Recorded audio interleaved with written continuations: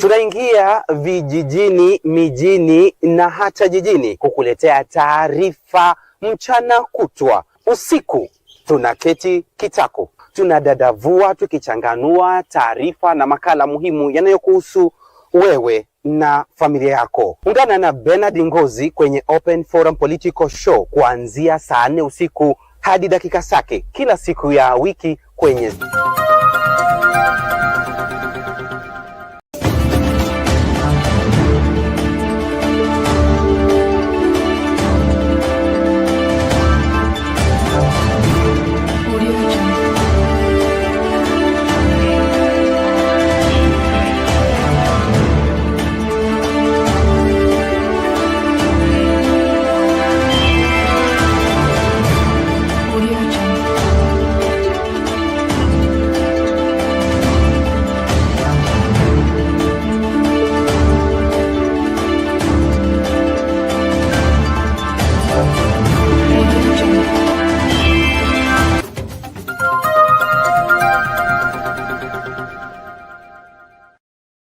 Tonight, the show that gives you an opportunity to air what you feel and think about the latest development on our political front. Well, a lot is taking place so fast. Therefore, everybody must work hard to stay on the cutting edge as far as making sense of our politics is concerned, and of course, remaining on top of all matters. Tonight, this is Sound Candy Talk Live. 72 people have cast their vote already, and only 42 have liked the video, justified. So from the look of things, the majority of Kenyans think the government need to up their. Glad to report we are back on the main channel as well, and therefore we are asking everybody to join from wherever you are. Sound Candy Talk Live YouTube channel, and we are also live on X as well as extended to Facebook.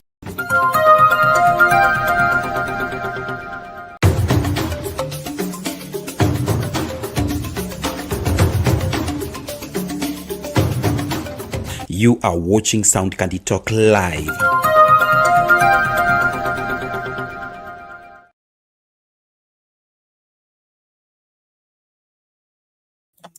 Good day and welcome back for Sound Candy Talk. This is a place to be. This is another amazing day, amazing time, and amazing hour. And today I want to welcome you on our political open forum show, whereby we'll be having a great conversation tonight, having the discussion over the matters that are raising up to the nation. I am your host Shandizo tonight, and I'll be joining up with the other panelists from every part of the world to bring Kenya to a standstill and knowing what's not supposed to be moved or what's supposed to be edited at a certain point or what's supposed to be put to alignment. I want to welcome you all. Feel free and feel part and parcel of this, as even we are bringing up to get to know what is getting it up to it.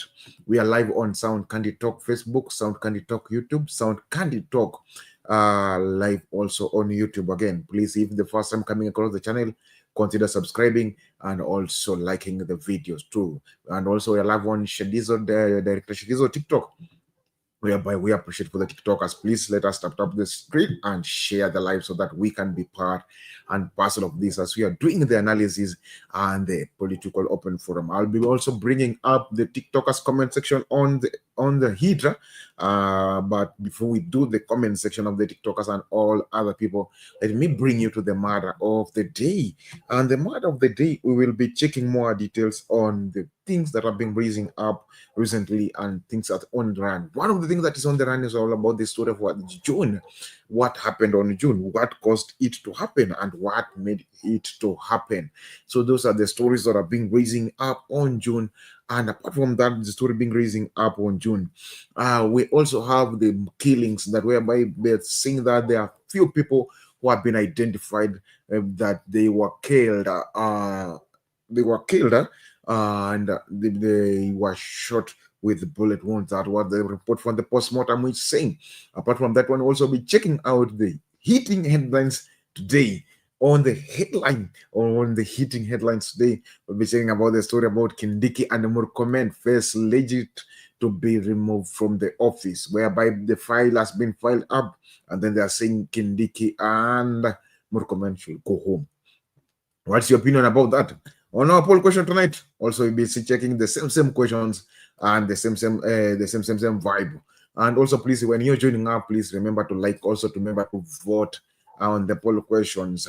Was the government regime to arise and prosecute June 25th post Gen Z protest?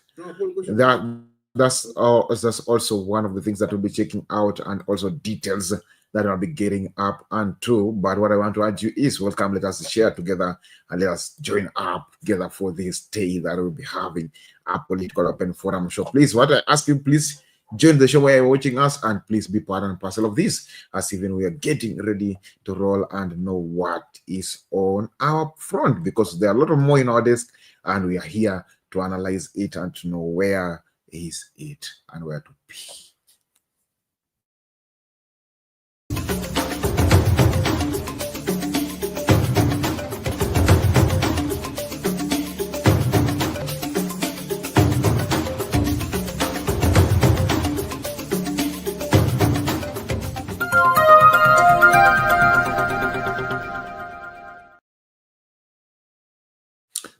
Thank you and welcome back. This is Sound Candy Talk, the place to be and the home of everyone and home of everybody and home of every Kenyan. Please, I ask you once again, if the first time coming across the channel, please consider clicking your key to network subscribe, and God will bless you.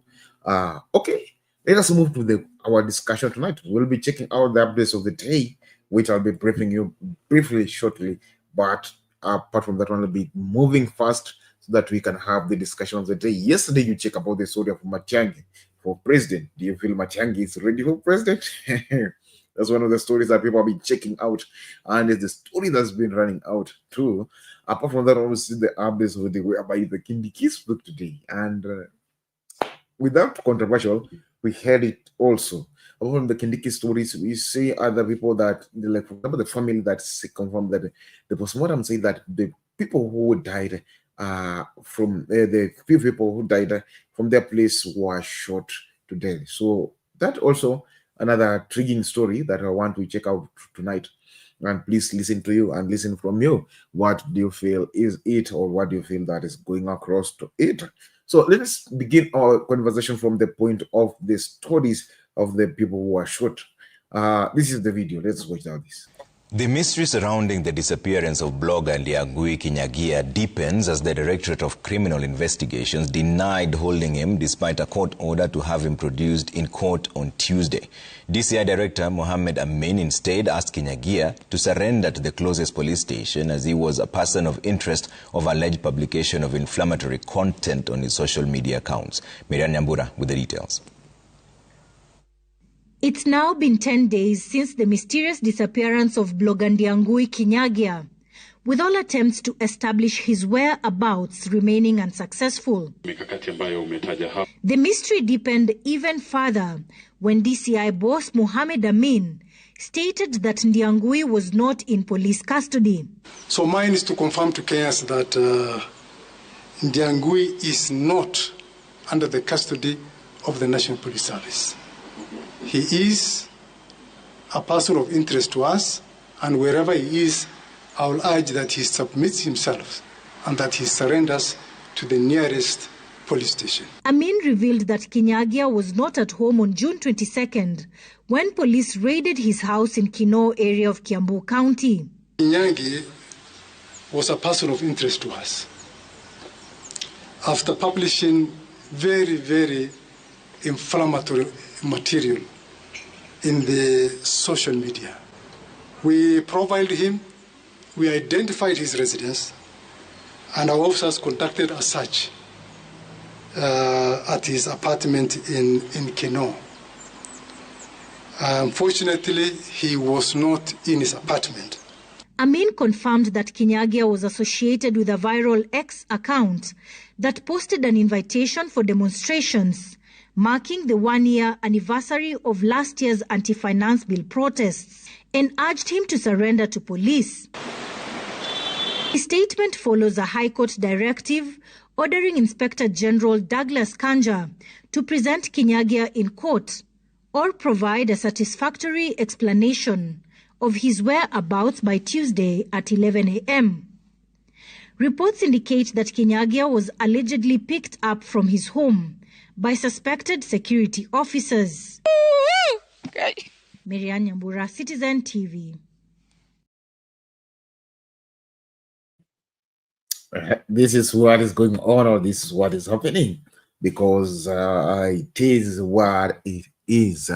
Kindiki, please tell me if you are getting me. I'll be happy to hear from you and know that if you're getting me, so that it will be good and great.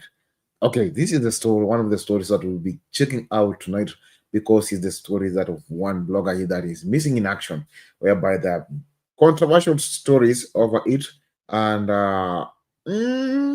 not sure of what to do or what to respond to that, but we're hoping that everything is going to alignment, because the first they are saying that he was arrested but he's missing out. Now they're saying that he is missing out and is not in the hands of the cops.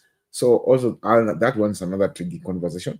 It may be like the Ojwang stories, but we don't hope let it not be like Ojwang story, because that story is if it could be like Ojwang story, that shows that this life is going in a bad direction. Our nation is going in a bad direction.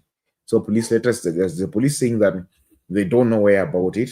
So let it be so. Don't let it be other diversity whereby they're saying like this, but the truth is this way. And if the truth will come out, please, I promise you, police, you will not bear the Kenyans, because they will now see that you are joking with us. You give a different statement. Now, when the truth comes out, then you give another different statement.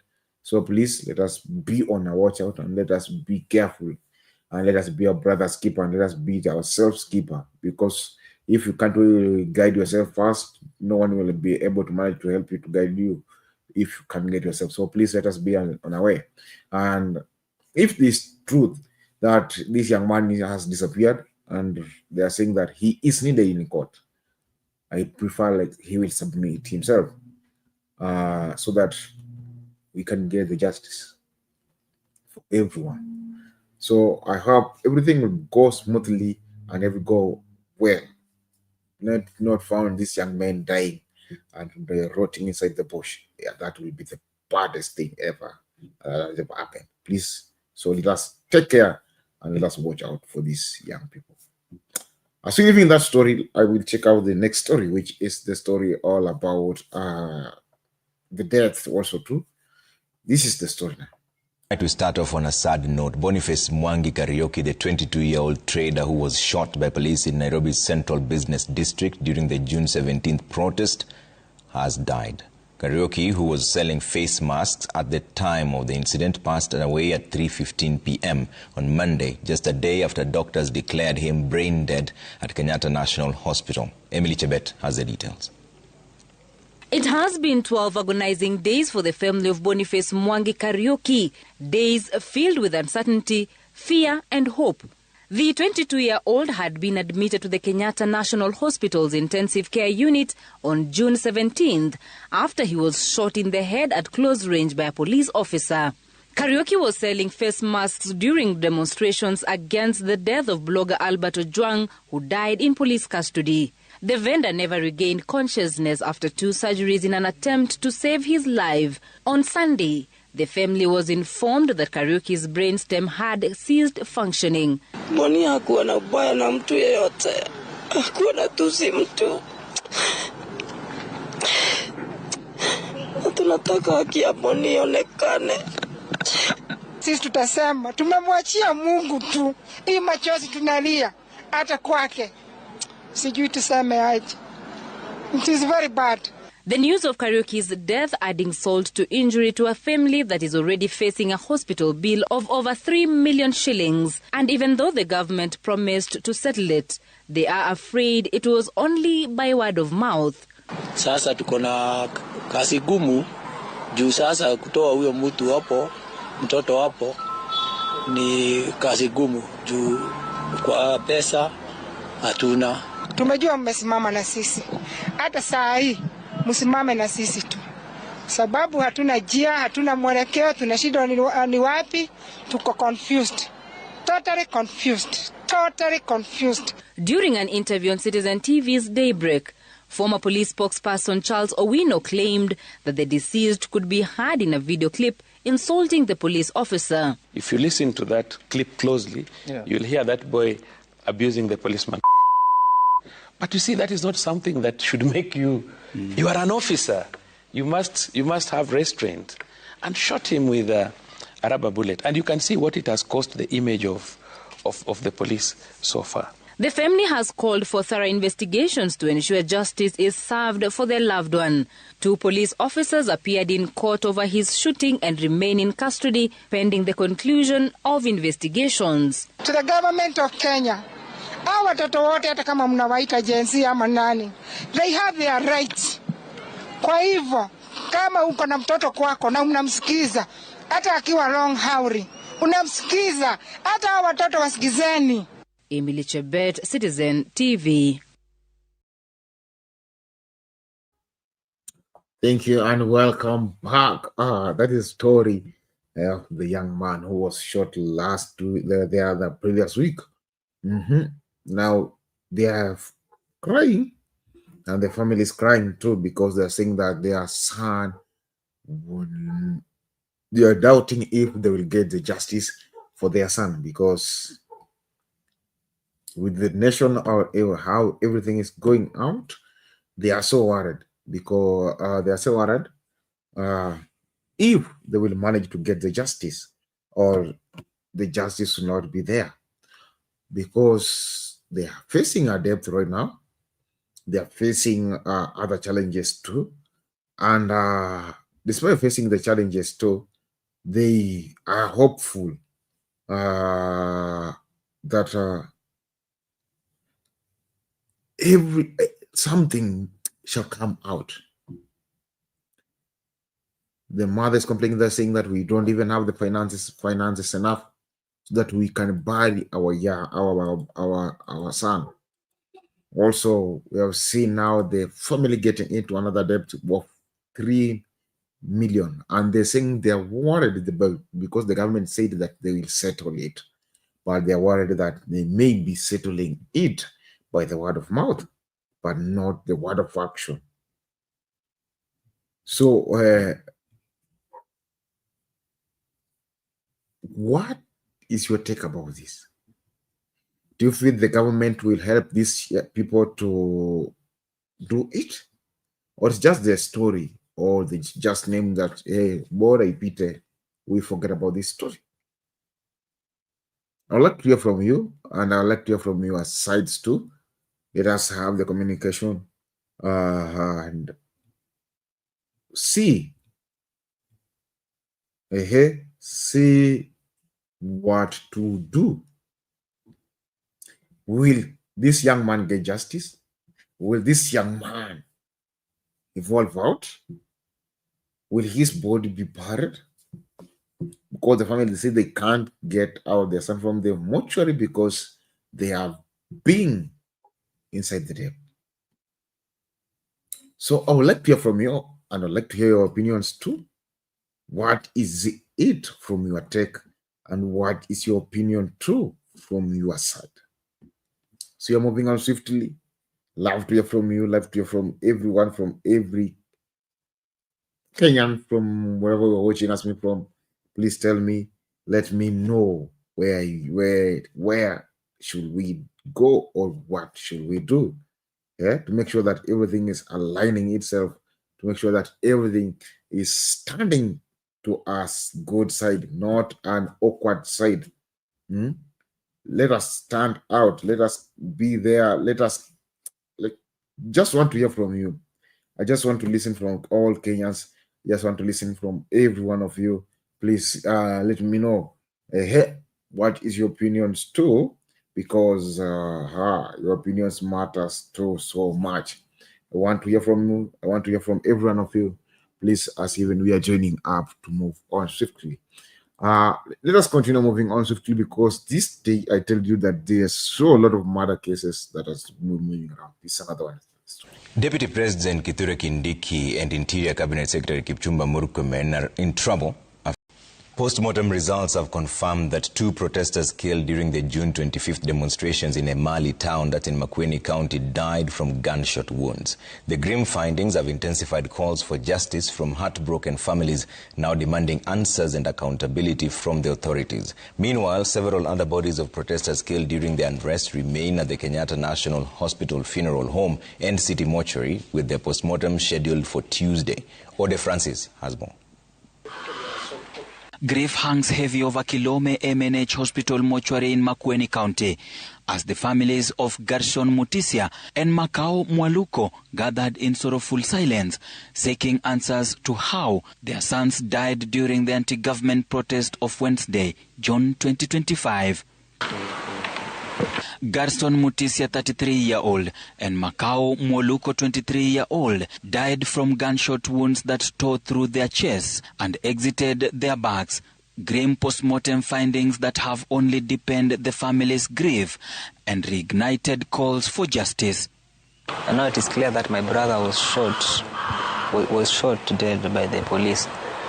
So we are requesting the government for further investigation. And also we also demand for the justice for my brother. Tukiwa na huzuni kubwa kama familia. Tumeridhika na matokeo yake. But the grief now stretches beyond Makueni. In Pipeline, Embakasi, the family of 21-year-old Abdul Juma Okelo has become the latest to join the growing chorus of grief. Abdul was allegedly shot in the head near the Pipeline footbridge during Wednesday's protest around 2 p.m. He later succumbed to his injuries and now lies at the KNH mortuary. His postmortem is scheduled for Tuesday, July 1st, 2025.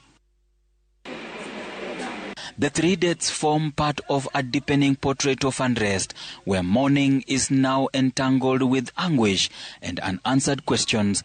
The bereaved families are urging authorities to move swiftly to identify those behind the shootings and deliver justice without delay. Alikuwa kijana peke yake wa mama, na tunaomba msaada ili tukasaidiwe kumpumzisha vizuri, tukasaidiwe kumpumzisha kwa njia inayostahili.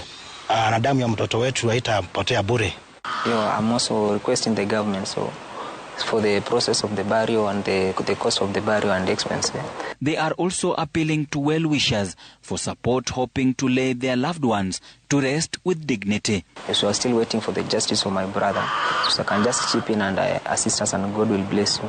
Several other post-mortems for victims of the June 25th protests are scheduled for Tuesday, including 4 bodies lying at City Mortuary, alongside that of Ian Opango, who was shot dead in Ongata Rongai.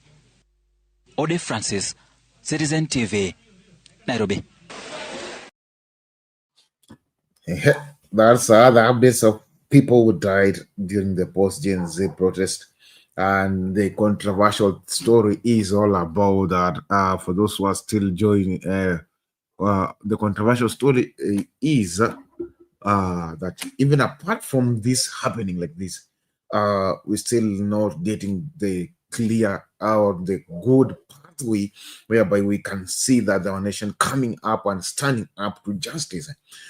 These the stories that has been hitting up since the 25th day up right now, because we are having these other controversials and other reasons.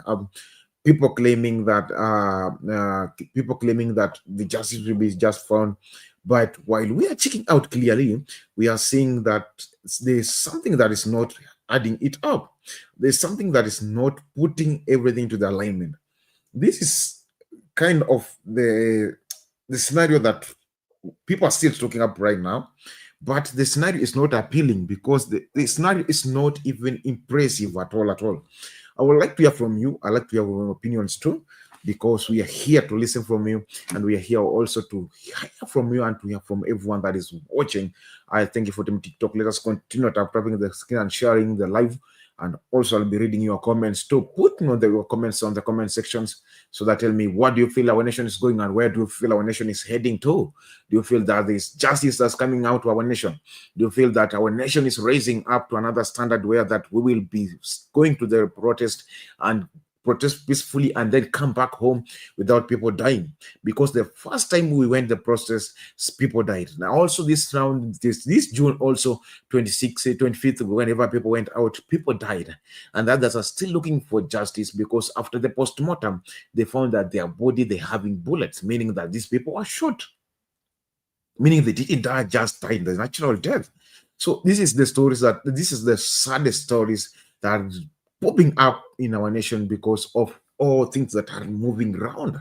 And I would like to hear from you and from that other person also too, telling me that where do you feel that we should take this nation, or what do you feel will happen for these bodies that are shot dead and being put inside city mortuary and others still in post-mortem because they're saying the other bodies, the post-mortem has been postponed. Why do you think that this post-mortem is being postponed but not happening today? Also, I've seen there are other videos that are playing over the death. This is the other young man who was shot the closer or the close range. And now they're declaring the man is dead. The family is inside the tragedy, the family is inside the crisis, trying to figure out how they will bury their own son, trying to figure out how they will come through and get the life of their own son. So this is also another story that's making them feel like we have been abandoned. They're saying that the government promised them that they will pay the bill, but they are fearfully because they feel like the government will not fulfill the promise. I would like to hear from you, and I'm seeing Bernard is already with me, with us inside the studio. We'll be rolling with Bernard. Also, we'll see the team TikTok that are still joining up. I will be bringing also them on screen also to give us the opinions too. But let us first begin with Bernard. Bernard, how are you? I'm good. I'm good. Thank you. Good day to everyone. How is diaspora? Diaspora is good. The temperatures are low. I also in Kenya, the temperatures are low.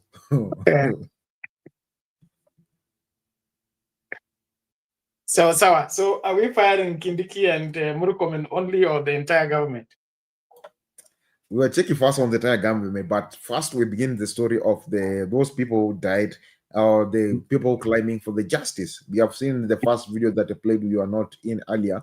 It was all the one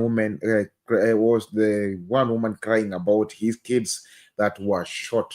And then they say that after the post-mortem, that's when they noticed that the kids were shot. They didn't died naturally. Apart from that one, you see the Elvis who was shot on head.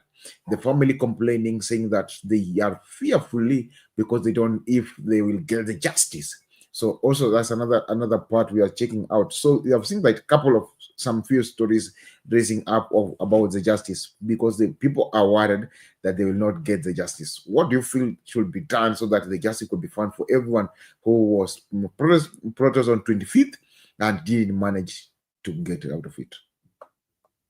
Yeah, it's a sad day in our country that the quest for justice keeps increasing with every passing day, as the people who are committing the injustices are in control of the nation, I would say nation affairs, which in my opinion puts the quest and the outcry for justice in a very precarious situation, that the person killing you is the one you're supposed to go to look into your case and give you justice. Like it say that if the, what is it called? If the bananas have to go for justice from the monkeys, and the monkey is the judge, will the monkey decide that the bananas should not be eaten by monkeys? He will not, because bananas and monkeys are words. The monkeys have to rely on the bananas, and so any law they will establish or any ruling they will give, it has to be in favor of the monkeys, since the monkey is the judge and the monkey is the prosecutor and everything else. Now, it is one very sad, and our hearts and prayers go for those families that are affected by this.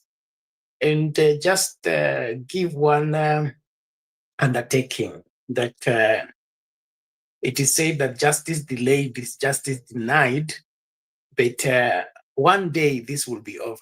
One day this will be over, because the carelessness and the haphazard approach towards the killings that have taken place of late is unforgivable. Unforgivable in the sense that being given a gun, it is a huge responsibility. It is not like Murkomen was talking, guns are not toys. We know guns are not toys, but to whom much is given, much is required. Now, if the guns are meant to kill Kenyans, then there is no need of having them in the first place, because they are a risk to life. The guns are supposed to be given for the defense and protection of Kenyans at all costs. So if the police officers are turning the guns against the people, because even if the people are throwing stones to them or are retaliating in one form or another, restraint must be exercised. And then also the shooting is never supposed to be shoot to kill. It is shoot to maim, shoot to immobilize the person so that he can be arrested and arraigned in court of law. That's what the law stipulates. So these trigger-hungry police officers, or if they are like what Ruto keeps calling them, criminals infiltrating the protesters, of which, in my opinion, is neither here or there. The truth is the guns are in the hands of the police, and the police are out with guns on the protesting day, and the police are the ones interfering with protesters. We have had peaceful demos until the police throw tear gas, gangster in the midst of protesters to disperse them. And that is when things get out of hand. And then also this haphazard shooting, whereby innocent children coming from school get shot. Mama selling their wares are shot. Somebody waiting for the bus gets shot. And the shooting is fatal. They're shooting to kill. So what's going on here is a deliberate attempt to instill fear in Kenyans by killing a few. And this is crimes against humanity, just to say clearly. These are crimes against humanity, and criminal acts, especially by the state, are prosecutable. While you think that you're in power, you can't be in power forever. And as soon as you leave office, we're coming for you. And so let nobody think that they're in power and they will remain powerful and Kenyans have to pay homage to them. It is sad. We should not be talking about, you had that story of the street boy who said he was hired to transfer bodies from, I think, some supermarket or something. And he says he counted, there were 32 bodies. Okay, so the government is giving the figure of 19, but this boy says he was hired to try to carry those, facilitate the transferring of those bodies, and he counted 32. So one day of protest, we have 32 gunned down. That is not a country. That is not a civilized Kenya. That's not the Kenya we are proud of. Let's talk about 2 or 3, 32 in one day. All of it because of what? Something is out of joint. And so we really need to get our act together as a country, and all the players must be on alert. The politicians, the religious leaders, the civil society, and everyone should not be sitting pretty. William Ruto and his administration need to be under fire right now. Those are 32 lives. 32 is not just a number. We're talking about fathers. We're talking about future leaders. We're talking about the destiny of this nation. And so it really breaks my heart to have a government that looks at dead people in the hands of the police as nothing. And they treat people being gunned down in the protest as nothing. That's not what belongs to a civilized nation or a civilized whatever society. We must, as a people, take serious one life being taken down. 32 is too much. So what's going on and the attitude of the government is leaving a lot to be desired, and it's heartbreaking that the government is treating this lightly. And the Minister for Interior is talking about shoot anyone who comes near the police station. So it means it is a script, it is a deliberate order that the police should kill. Now, that is not what the law stipulates, and that does not belong to a civilized society. So those people who are barbaric, is a primitive, want to govern this country through primitive means of trying to intimidate and kill Kenyans must be held to account. And so no Kenyan should accept this as normal. It is not normal for government to kill people. It's not normal for police to shoot, to kill. We are not at war, and we are not in the midst of war. And even in war, you can't go out there to kill. You can fight by arresting and putting under control all that are perceived as enemies. But this, whatever careless killings, this is careless and it should not be forgiven. And so William Ruto and his team must be held to account to this, either now or hereafter. Thank you. We have heard the story of this story that's been raising up, also which are really Murkomen into it's a break trouble to Murkomen because of this the 25th Mandamano. It's the one that even making people that saying that Murkomen is not worthy of being in the office, but he should leave. Even the churches, the church leaders have come up together and saying that the Murkomen is not worthy. And Muslim leaders have come together and saying the Murkomen is not worthy. What do you say about it because of even this collection or the spreading of the guns, that the gun that which was taken to the police from the police station, and then they'll say the G3 has been used to do some murder, some robbery or some killings in Nakuru there. What can you say about that? The Murkomen is unfit for that docket and other dockets that he served in. You see the way he has been reshuffled around, moved from transport, taken to sports, now he's in interior. He looks like an experiment that William Ruto is doing on Kenyans. His careless mouth that has landed him in problems is inevitable. Inevitable in the sense that he has not learned the difference between being a cabinet secretary and being a normal politician. That aside, the incompetence of the William Ruto administration is visible to every seeing eye. It's visible to every seeing eye. And so what I really need to encourage is that Kenyans should not relent. People should begin to answer for their actions as well as their words. Let them be held to their statement and be able to defend themselves against the law. In my opinion, Murkomen has crossed the line and he needs to, suffer the consequences thereof. If there are no consequences when somebody breaks the law openly, then the law loses its grip on the society, loses its grip on the nation. And that is the beginning of the falling away of great governments and great society. So if the rule of law is selective, we will end up throwing away everything. And this is something that elderly Kenyans can remember very well. During Moi's era, in the 80s and in the 90s, nobody was going to court. the judiciary had been sidelined, not sidelined in the sense that it had been taken over by the executive, and nobody saw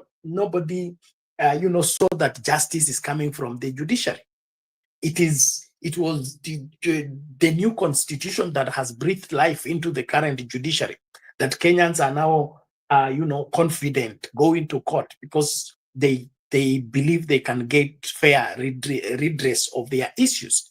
And so we can draw lessons from our history to avoid making history repeat itself in our country. So what I see here is the civil society, the religious leaders, and every Kenyan should be in arms against this kind of acts. Because if you have the highest office, like I said, Jesus said, to whom much is given, much is required. You can't be in a national office and you run your mouth as if you are an MCA. Even an MCA does not run their mouth the way Murkomen is doing. And being given instruments of power and being given whatever a docket as sensitive as interior ministry, you are the shepherd of the country. You are the defender of the security of each and every Kenyan. You can't be speaking carelessly, saying that guns are not, policemen are not given guns as toys, and they are not supposed to prepare you a birthday cake when you come to attack a police station. I'm not in any way advocating for violence or attacking of police station or attacking any institution. I'm only advocating for the rule of law. If somebody comes to attack a police station, let the person be arrested. If he's armed, let him be maimed, okay, so that we can get that evidence and produce the person before the court of law and let the judges decide whether the person is guilty or not. But the police looking at the person and judging the person, declaring the person guilty, and then sentencing the person to death, that is unacceptable. And so I agree with the religious leaders that are in support of this and every other Kenyan. Murkomen is unfit for any docket in terms of national leadership. Let him go back to his politics. Maybe being a senator, he would do better. But a cabinet secretary is a disappointment. He's in crafting things. See now the way he's reviving the provincial administration against the constitution and against the will of Kenyans. He's now advocating for the chiefs to be given guns. Okay, he's telling the police to shoot Kenyans, and he wants now the guns to be extended to the chiefs, so that chiefs can also what? Be shooting Kenyans. This is not it. And so I really would want us to reject the proposal and the mindset of Murkomen and team in their quest of terrorizing Kenyans and intimidating Kenyans and trying to put the country under their armpit. Kenya can never, ever go back in being under anybody's armpit. The only place where Kenyans and Kenya can function is under the constitution, not under Ruto's ambit, not under Murkomen's ambit, not any other political party's ambit. We must all be the same in the eyes of the law and let the law rule the country, not an individual. I rest my case. Benara speak much. I want to welcome you all. Feel free, Team TikTok, let us tap the screen. We are still low on likes, and I will also be sharing your comments too. Please let us continue sharing up our comments, Team TikTok, so that we can have something to involve with that. And Bernard, you have speak about saying that Murkomen is not fit towards it, and the other time back then, Murkomen said that he's not giving out the guns as toys. Do you feel like he's making harsh words? Because even that time when he was saying that he's not giving the awards, he was shouting to another woman. The woman said that the police station has been done. And then he's saying that you are speaking it like that, but which is not good. And then he said, "Work on a pesa ya kutengeneza police station." Do you feel it's the right term for somebody who is a leader, even when you are addressing the nation, the public, and then somebody saying that you are saying something that's not right? Is it the right way to answer, or is not? Is it, or how it's supposed to be done? Exactly. The Bible says that from the overflow of the heart, the mouth speaks. And I think what is his name? He said that the level of thinking that created a problem cannot be useful in solving the same problem. We'll need a better thinking that is higher than that to solve the problem. We're in this crisis because of the decisions of Murkomen and his team. Okay, remember the police and the security sector is under his charge. And so that level of thinking that has created the shooting, the police who are shooting to kill, that has created an environment where the safety of Kenyans is not a priority and the welfare of Kenyans is not a big deal, cannot be now the one we are going to get the solution. He's talking like that because he's defeated. He's talking like that because he has run out of options. Having money to build a police station, or rather restoring a police station, should not be an issue for the public in the first place. What happens? What caused the people to go and lynch a police station? When the police station was when there was planning for the lynching of the police station or torching of the police station, where was the NIS? Because NIS is supposed to get that information and hand it to the required people. And then the people who are coming to ban the police station should find the police ready so that they can abort the intended ill against a police station. Murkomen going to the public to tell them that the money to build or restore a police station is not available. It's a manifestation of his incompetence. It shows that he doesn't know what he's doing. He has been given a docket that is too big for him, and he's there to be he's there to earn the salary. Let me just put it clear. He's there to make the money, but not to safeguard Kenyans. One thing I can see from the William Ruto administration is that they want to be babysit by Kenyans. They were given responsibility to take care of Kenyans, protect Kenyans, see to it that everything is well with Kenyans. It is their responsibility. But now they have turned that upside down, whereby they want Kenyans to protect them. They want Kenyans to shield them. They want Kenyans to worship them. That's not the whole essence of them being in power. The number one reason why they are in power is to facilitate the welfare of Kenya. Now, turning their guns against Kenyans, it is contravening everything about them being in power for the right reasons. So telling a woman that she doesn't have, does she have the money to build a police station? The issue here is not even a police station. We can close all police stations for the 32 lives, if that figure is anything to go with. One life of a Kenyan being lost is too higher price than any building of any police station. So if the lives being lost is not important to Murkomen, and the only thing important to Murkomen is a police station, Murkomen should be locked up in a police station. Let him stay in the police station, since he wants police station to be more valuable and more important than the lives of Kenyans. We cannot have that as a standard of checking things. I mean, let's get our act together, our priorities right.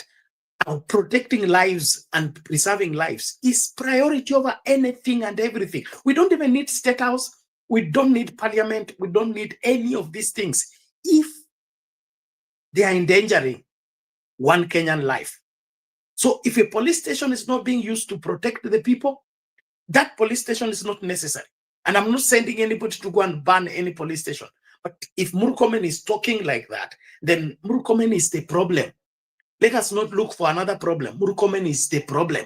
let him be solved by being fired. We don't need those kind of people in public office. And how do I now, if now I'm threatened, how do I now run to Murkomen and say somebody is threatening my life? It is more dangerous to run to Murkomen because Murkomen has given out guns and he has told the police those guns are not toys and use them to take on Kenyans. That's irresponsible. We can't have that kind of thinking. And so left for me, Murkomen should not be in that office one more day. And not only that, the Ruto administration is a disappointment. And I saw something like Ruto has been voted for to be the best president in Africa. I don't know. Okay. Before bringing in Jakindo, let us watch this. This happened today at Kibra's law court, whereby those people were taken to the court so that they were being alleged that they caused destruction during the Mandamano. They stand still to condemn or to stand still to defend themselves because they were standing up for the rights of Kenyans. Let's watch out this before we come back to the story of taking Murkomen out of the store, out of the office. 29 individuals accused of orchestrating and inciting violence during last week's protest were on Monday arraigned in court across Nairobi, that's in Kiambu and Nyandarua, to face charges linked to the June 25th demonstration. In Nairobi, 3 prominent activists were presented before court and will remain in custody until Wednesday, when a ruling on their bail application is expected. And as Citizen TV's Ben Kirui now reports, drama unfolded at the Kibra law courts just before the hearing as fellow activists packed the courtroom and broke into freedom songs, a defiant show of solidarity that briefly disrupted proceedings in other courts.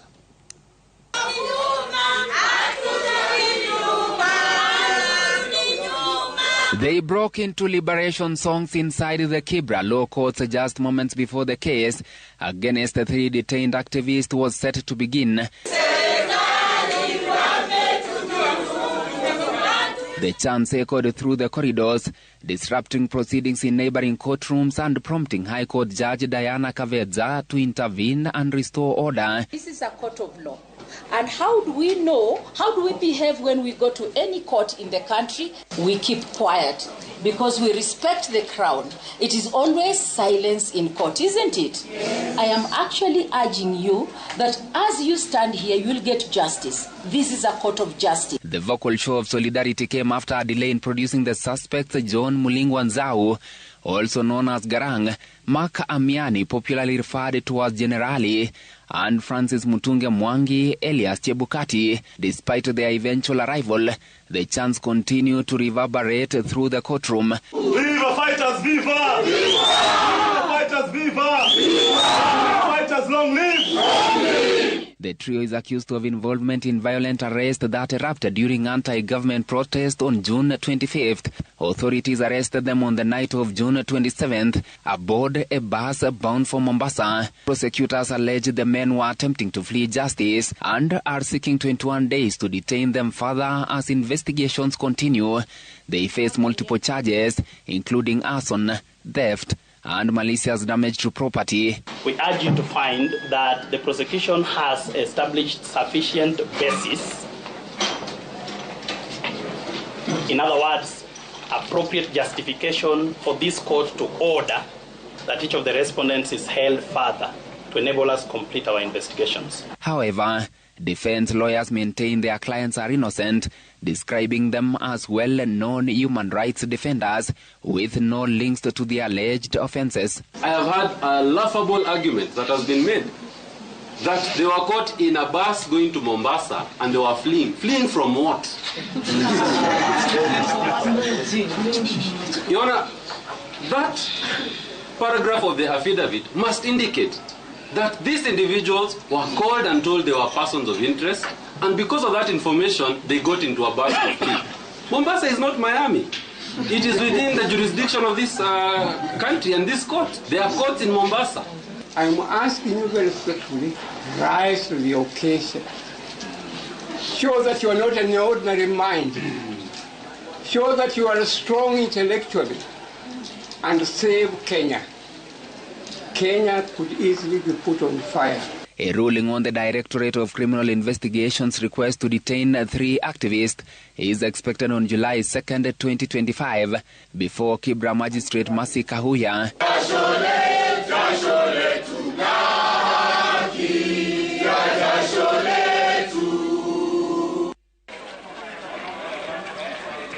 Meanwhile, in Nyandarua County, 18 out of 19 individuals arrested during the All Kalau protest are also awaiting their fate.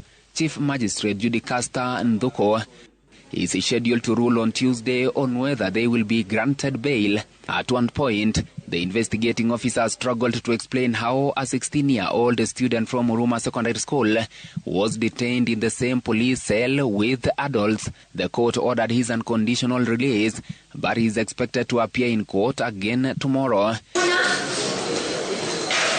In Kiambu, 7 individuals were arraigned at the Kiambu law courts in connection with the violent demonstrations of June 25th. They are facing a range of criminal charges including arson, robbery with violence, shop breaking, and theft. The court ordered that the suspects be detained for 7 days to allow police to complete investigations. Ben Kirui, Citizen TV, Nairobi. That is the police that arrested a 16-year-old boy and keep him in the cell of other people elders. I'm wondering, as Jakinto comes in, when you are being arrested, do you normally give your details at the OB as they are writing it, the OB for you? How come that you are being arrested, but they don't? The police can't say that you are a 16-year-old boy? Yet you just been put together with the other people, meaning there's something that's not adding up to with our police force. You are so, meaning even the allegations, meaning that maybe some point they are not the truth allegation. Let me listen from Jakinto Bay. Jakinto Bay, hali gani? Salama sana, salama sana. Umepotea sana bwana, umekuwa wapi? Nimekuwepo tu, hali ya masomo nimekuwa niking'ang'ana na mwili ijakuwa ikihisi vizuri kidogo. Bernard, ulipata ile kitu nilikutumia? Samahani? Ulipata kitu nilikutumia? Unless niangalie. Angalia, nilikuwa nataka uisikilize. Okay. Let me check, I'll get back to you. Okay. Sasa nasema hivi. Ukiona vitendo ambavyo vimefanyika, hata hiyo mashtaka ambayo hao watu wameshtakiwa, kitu narudia tena, ni vitendo vya makaburu. Hizi ni vitendo vya ukoloni. Wakoloni walikuwa wanafanya the same thing hizi ambazo unaona wanafanya. Serikali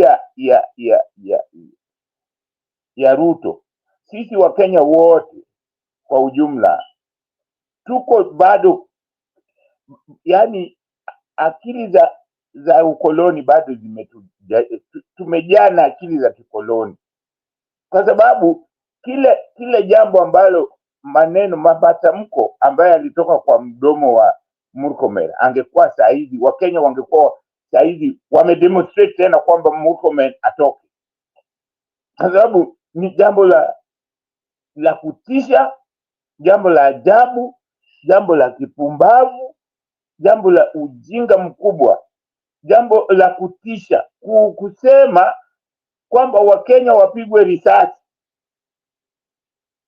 Ni kama mkoloni anasema, mkoloni alikuwa anasema namna hiyo, na we Mkenya unasema the same thing. Mkoloni alikuwa anasema Mkenya akipita popote, akipita kwa reli, akipita shamba ya mzungu, na shamba hiyo ni shamba ya Mkenya, anapigwa risasi. Sasa police station ni mahali, ni hiyo police station ni yetu, pesa zetu ndio zimejenga hiyo police station. Hiyo police station ni yetu na imewekwa hapo kwa manufaa yetu. Alafu mtu anasema tukionekana karibu na police station tupigwe risasi. Huyo mtu angekuwa tungekuwa wote wa Kenya, kama tungekuwa kweli tumejikomboa kiakili, tumejikomboa katika tumetoka katika ukoloni, chini ya ukoloni. Tungekuwa huyo Murkomen hangekuwa kazini sahihi, angekuwa amesha resign kitambo. Lakini nani umesikia amefokewa na nani ya resign? Nani ameitisha kwamba Murkomen atoke? Ameitisha, wacha nikuchezee video uone. Imeitishwa dakika moja tu, wacha nicheze video uione. Tumesema tutaki nani kwa ofisi.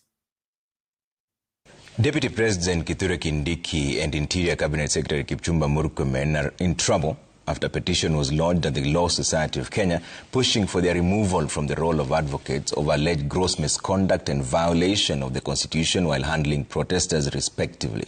Now this comes even as the Council of Imams and Preachers of Kenya called for the removal of Murkomen from the Interior docket, arguing that he is unfit for the job. Seth Olale has more.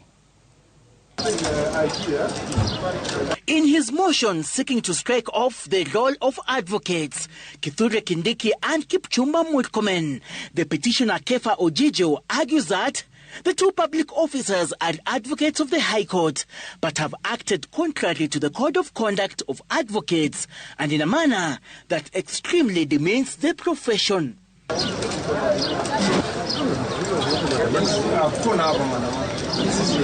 That the two leaders on several occasions reminded the general public that they also act in their capacity as advocates, as such misleading the public to believe that misconduct, violations and atrocities committed while serving as public servants are also as a result of them being advocates of the High Court of Kenya.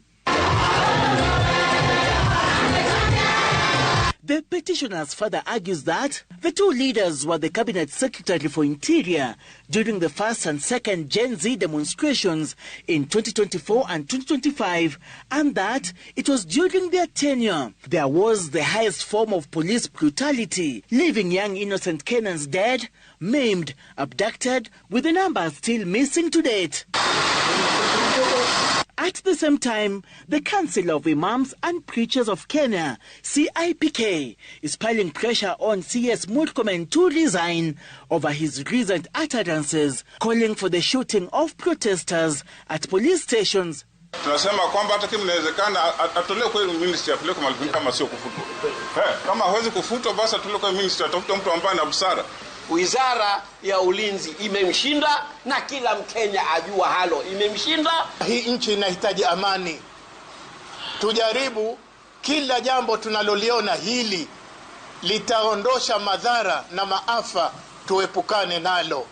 The Council of Imams and Preachers of Kenya further calling for dialogue between the government and the youth in order to address challenges facing the younger generation. Seth Olale, Citizen TV. Lakini umeona mambo vile imefanyika?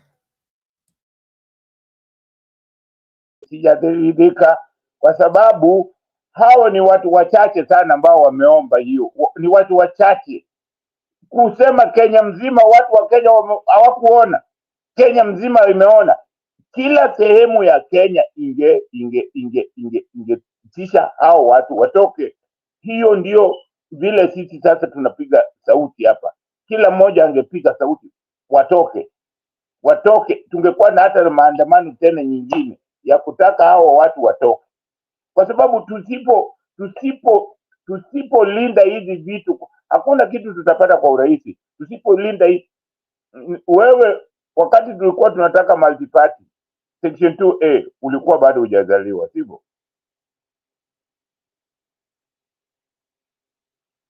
Uliona? Hukuiona. So section 2A tulikuwa tunapangiwa polisi, lakini tulikuwa bado tunaenda. Tunaambiwa maandamano yalikuwa mabaya, hayahitajiki, lakini tulikuwa bado tunaenda tu. Hiyo ndio serikali za kikaburu kama hizi zetu zinasikia. Haiwezi kusikia ati mnaenda maandamano kama juzi maandamano alafu imekatika. Hiyo hawasikii. Wanataka ile maandamano ya kila siku maandamano. Hiyo ndio na section 2A tulipata kwa sababu ya maandamano ya kila siku. Walishika watu, walifanya nini, lakini hayo maandamano bado tulienda.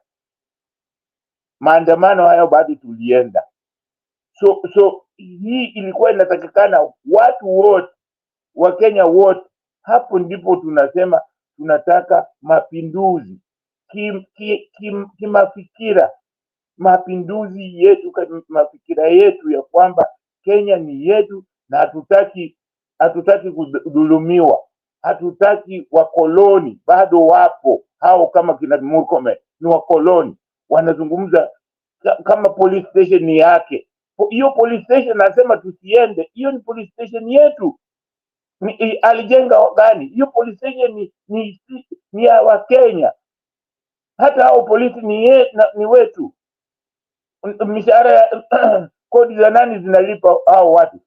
Ni sisi wananchi wa Kenya. Hata yeye ni kodi zetu zinamlipa. Hata hiyo kiti ambacho sahihi hiyo minute ni yetu, si yake. Lakini unaona vile anazungumza kama mkoloni, kwa sababu anafikiria hiyo si yetu, ni yake. Umeelewa? Kwa hiyo inatakiwa sisi wa Kenya tuwe na mapinduzi kiakili, kusema hawa watu hawafai na hawafai kukua katika hizo ofisi. Kwa hiyo Murkomen hafai kuwa kwa hiyo ofisi. Hawa wote ambao mimi ninawaonaga wakizungumza ni watu ambao hawafai. Ndio maana ninawaambia kwamba mpaka tuwe na mapinduzi ndio tutaendelea. Afrika tusipokuwa na mapinduzi hatutaendelea, ndugu yangu. Hizi nchi zote hawa watu ambao wanatuhubiria democracy or human rights, hawa wote wamefanya mapinduzi. Ndio maana unaona nchi zao zina hizo nchi ambazo tunaziangalia kwamba nchi ni nchi nzuri. Hakuna Amerika walifanya mapinduzi, tena wao walipigana, waliuana kabisa. Hata Uingereza, hata Wafaransa, wote hawa watu walifanya mapinduzi, kupindua akili za watu, na walifanya kwa nguvu, si kwa wanakuja wanatuambia ati democracy na wao wanapofanya na sisi vitu hawafuati democracy, hawafanyi. Tukitaka mapinduzi wanatuambia pana lazima muwe na election, na hizo election nazifuati. Mtu anionyeshe nchi moja ya Kiafrika ambayo imefuata democracy, ambayo imeendelea. Ni gani? Ambayo haidhulumu watu wake, ambayo haifanyi chochote. Nini? Kenya tangu tupate uhuru tunafanya election kila siku, miaka 60, bado hatuwezi kutibiwa. Bado hata sahihi, hata hospitali wameharibu. Mkoloni aliacha kama ni nzuri, unaenda unatibiwa, unaenda nyumbani. Sahihi hauwezi kutibiwa, unaambiwa eti uchukue insurance. Unachukua insurance na ukienda hospitali utibiwi, bado unatoa pesa zako mfukoni. Sasa hiyo ni insurance gani? Insurance gani hiyo? Kama unaambiwa sasa wewe uchukua insurance ndio ukienda hiyo sijui sha, na ukisha chukua insurance hiyo bado unatoa pesa. Tunachukua system ya Amerika ambayo imefail. Wa Amerika wanalia. Amerika huwezi kuwa ukiwa mgonjwa ujue tu umefilisika. Lakini wao sisi tunafikiria ni nzuri zaidi. Angalia katika nchi hizi za European, hakuna pesa unatoa eti ukienda hospitali, hakuna. Kwa sababu wanajua afya ya mtu na elimu, hizo ni vitu za serikali, hizo ni vitu za lazima, za muhimu kwa ufanisi wa nchi yoyote. Lakini wa Amerika, angalia vile watu wanateseka, wale ambao hawajui. So, na hiyo ndio sisi tunachagua, hiyo ndio tunakopi ile mbaya, badala ya kuangalia sisi kama Waafrika, wananchi kama wa Kenya, tulikuwa tunaishi namna gani? Hatukuishi kwa njia ya ulafi ambayo ipo sahihi. tulikuwa tunaishi kwa nchi njia ya ujamaa, ya kushirikiana, ya kuangalia kwamba wenzetu wote kila mmoja ana at least ana kitu ya kula. Lakini sasa tumekopi vitu za watu wengine ambavyo hata hatuzifuati, na zile tunafuata ni mbaya. So mimi bado nawahimiza wa Kenya, ni lazima tuwe na mapinduzi katika akili zetu, mapinduzi, kwamba tuache kufanya vitu kama vile tulikuwa tunafanya miaka ya juzi. Lazima tufanye tofauti sasa, na kufanya mambo tofauti ni lazima mapinduzi yawepo. Nchi zote ndugu yangu, hakuna nchi ambayo imeendelea bila kuwa na mapinduzi vile wanafanya vitu vyao, kwa sababu nchi zote nyingi sana zilitawaliwa, nyingi, hata China ilitawaliwa, hata hiyo Amerika ilikuwa imekuwa colonized, lakini baada wao kudecide kwamba wanataka mapinduzi, walipindua na kugeuza kila kitu na kupigana na kufanya wajiunge na nguvu. Kuna wengine walikuwa wanataka hata hizo makaunti zinataka kutoka, lakini wanaambiwa ukijaribu tutakukanyaga. So hizi vitu ni lazima sisi wote tuamke, tujue tunaelekea wapi. Asante sana. Asante Jakendube kwa hayo maoni yako mengi. Sitaki kuuliza swali kwanza, wacha tumpe Kip kisha nitarejea kwa maswali. Kipril, how are you? I'm good. Hello, cousins. Cousin change to brothers these days now. Nyinyi ni mashemeji because you are my neighbors huko juu. Nyingi bwana, habari ya siku nyingi. Mzuri sana. Mimi niko salama. Tunapigana hapa. Sasa ngoja nataka kuuliza swali moja tu. Is now the broad-based government a good idea? Unaona sasa? Hiyo kitu, that is a failed project now, we can see. Sometimes it's very good to say Mzee made a mistake. Raila Amolo Odinga made a mistake. Because now he's stuck with Ruto, and Ruto is stuck with him. Because you cannot tell me a man that we said fought for our liberation is working with a murderer. We cannot say a man that anaangalia wanyonge says it was a mistake for us not to have taken the Adani deal.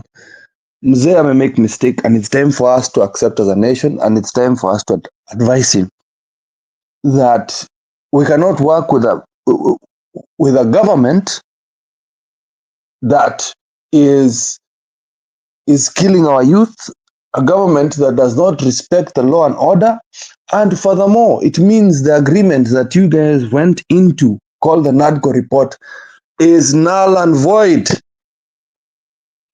I repeat, it's null and void. One of the agreements was Musishika Wananchi. Wasn't that what Sifuna signed?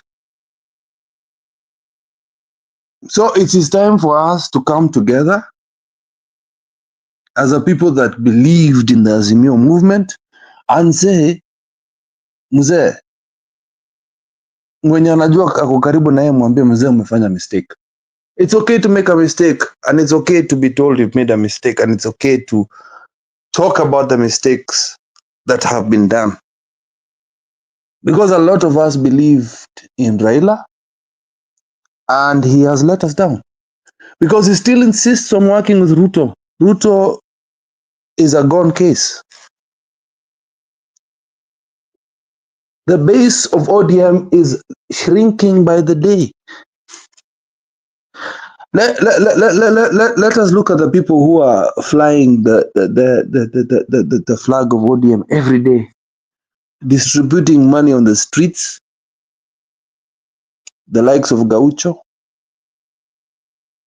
the likes of Junet Mohammed, the likes of Peter Kaluma. These are not. This is not the ODM I know. This is not the ODM I looked up to and respected. You cannot go into parliament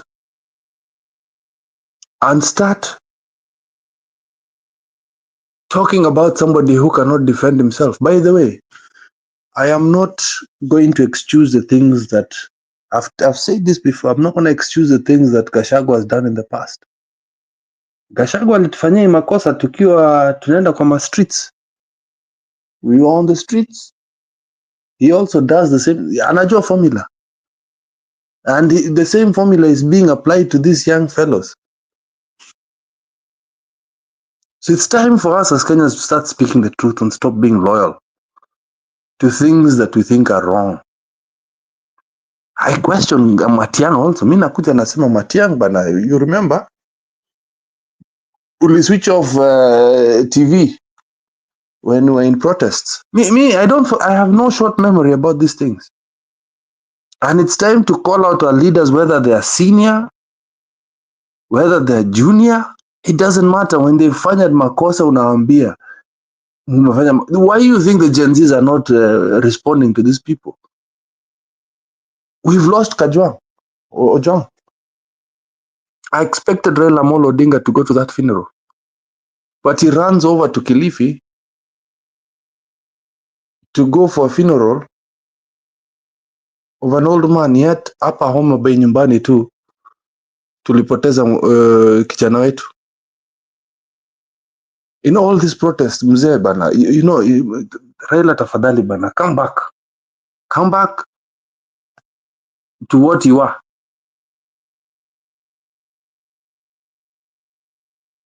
I know I've been speaking harshly about him, but it's time that we speak with reason. We speak without emotion and look at the patterns. Look at what has happened in the last 8 months. Is this just political revenge? That mulikuwa mmekosana na Gachagua. I even think ODM should run for election on their own. Go. Right now, we're not covered as a people. We're not covered as a people. Because the whole parliament is imejaa ODM na UDA. So finance bill inapita tu hivyo. Without question. Without question. Murkomen and all these people can go with impunity. Because parliament will not call them to come and talk. It's just a show for us to see them heckling each other and making noise, but there's never action done. Sasa wanasema kwamba wanatutengenezea barabara ya kwenda kufanya maandamano. That's what Ruto wants to propose. Now if I go for maandamano, mimi nitafungwa niende jela. And Raila is watching. It is time. I'm not going to be abusive like the past, but it is time, because I respect all of you here. It is time we speak the truth. It is time that those who are close to Raila Amolo Odinga tell him the truth. Mzee, umebant. You've slipped kidogo hapa. Unajua umefanya mistake kidogo. Ulikuwa mtu wa heshima zamani, lakini mzee bana, umeangusha chama kubwa sana. A lot of people are exiling out of ODM because the face of Gaucho is there. The face of Peter Kaluma. Hapa SDA Church, hapa Madhari. Uliona Junet alifukuzwa hapa kama burugenge. It doesn't look good. And somebody needs to whisper in Raila's ear and sema mzee bana, unajua? It's not looking good. It is not looking good, mzee. You're hemorrhaging Keep party members. Keep. Yes. Poleni kwa kuinterject. Yes, Shadizo, I cousin. hope I can ride, eh? Go for it. Shadizo. You know, Cosmos was also here. So I don't No. know. I want to just comment. Keep, let me ask you. What do you want Raila back to do? And why is he a factor in this matter? Situache tu aende akapotea. Seriously, keep the truth is, we are giving him unnecessary mileage. Right now, let us just focus on ourselves. We are all we have. Can we assume he died? I'm for that. But there are people Please, here who love it. thanks. No. I'm Wachana nao watu bring on board to term offload. Let us proceed with the debate without him. He is part of the a past that anyone wants to carry on. Wacha wa carry on. Sisi ebu tuendeleni mbele, please. Tuachane na yeye aende retirement. Because I mean, kwani sisi wengine si binadamu? We are talking about an 80-year-old man, honestly. Arudi afanye nini? So far, he's been there. What have we achieved? We are where we are now. And yet we have supported him all along. What difference will he make? Tafadhali tuende mbele without that man, please do. Okay, I did my best here, but you can see that is how the nation feels, by the way. Even Joinchina feel. Okay, keep. We are going to let it. I wish you guys can open your eyes and see this is how the people feel. Raila is gone. Raila has committed political suicide. Please allow me to come in. Please, let's do justice to the debate.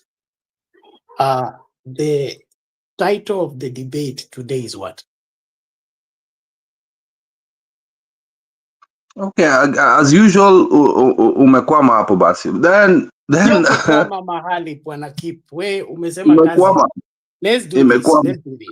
Umekwama bana bro. What you people are saying and are doing is nothing new. Okay? In terms of expecting an 80-year-old man to come to your rescue every time. Then we're done with him. Actually, that is true. Thank you for saying that. He's in retirement. Why are we calling he's not in retirement. He's not in retirement. Anyway, I will stop talking about him. I think my sister has told me the truth. Here to my channel now. ODM is dead. It's dead because you're working. ODM party, now I'm not talking about Raila. ODM party is working with a murderous regime.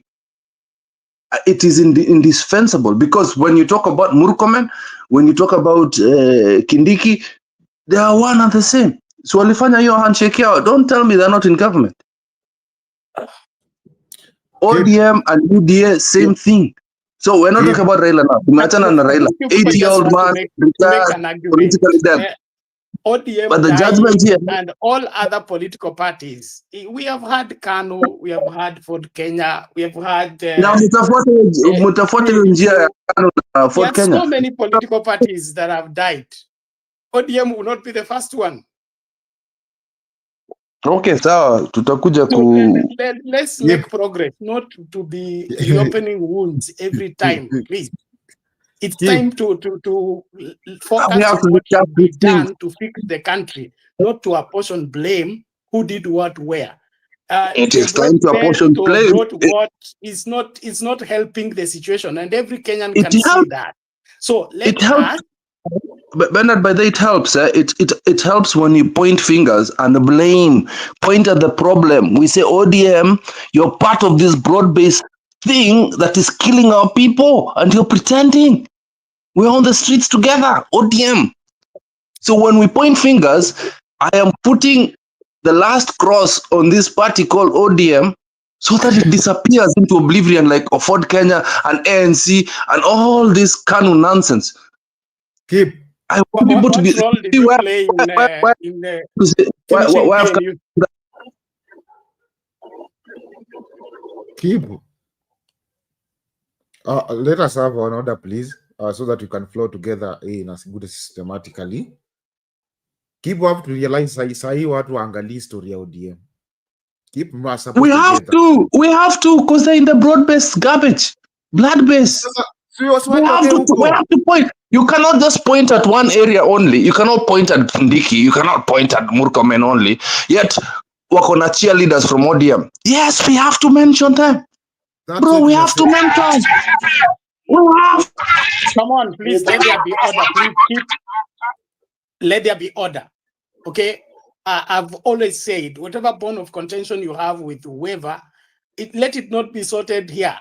And when we come to the debate, let's come to debate the subject at hand. not to introduce new things that as much as zinakera kila Mkenya na kila Mkenya ako na tatizo na vile uongozi unafanywa, ni muhimu tuwe soba wakati tunazungumza, ili tuelewanwe na wale wanaotusikiliza wajifunze kutoka kwetu, sio kuja kuleta hasira kwa mtu ambaye hata hayuko hapa kwa debate, hawezi kujitetea na kumention majina. It's not the way debate is done. But you're mentioning Murkomen and Kindiki here.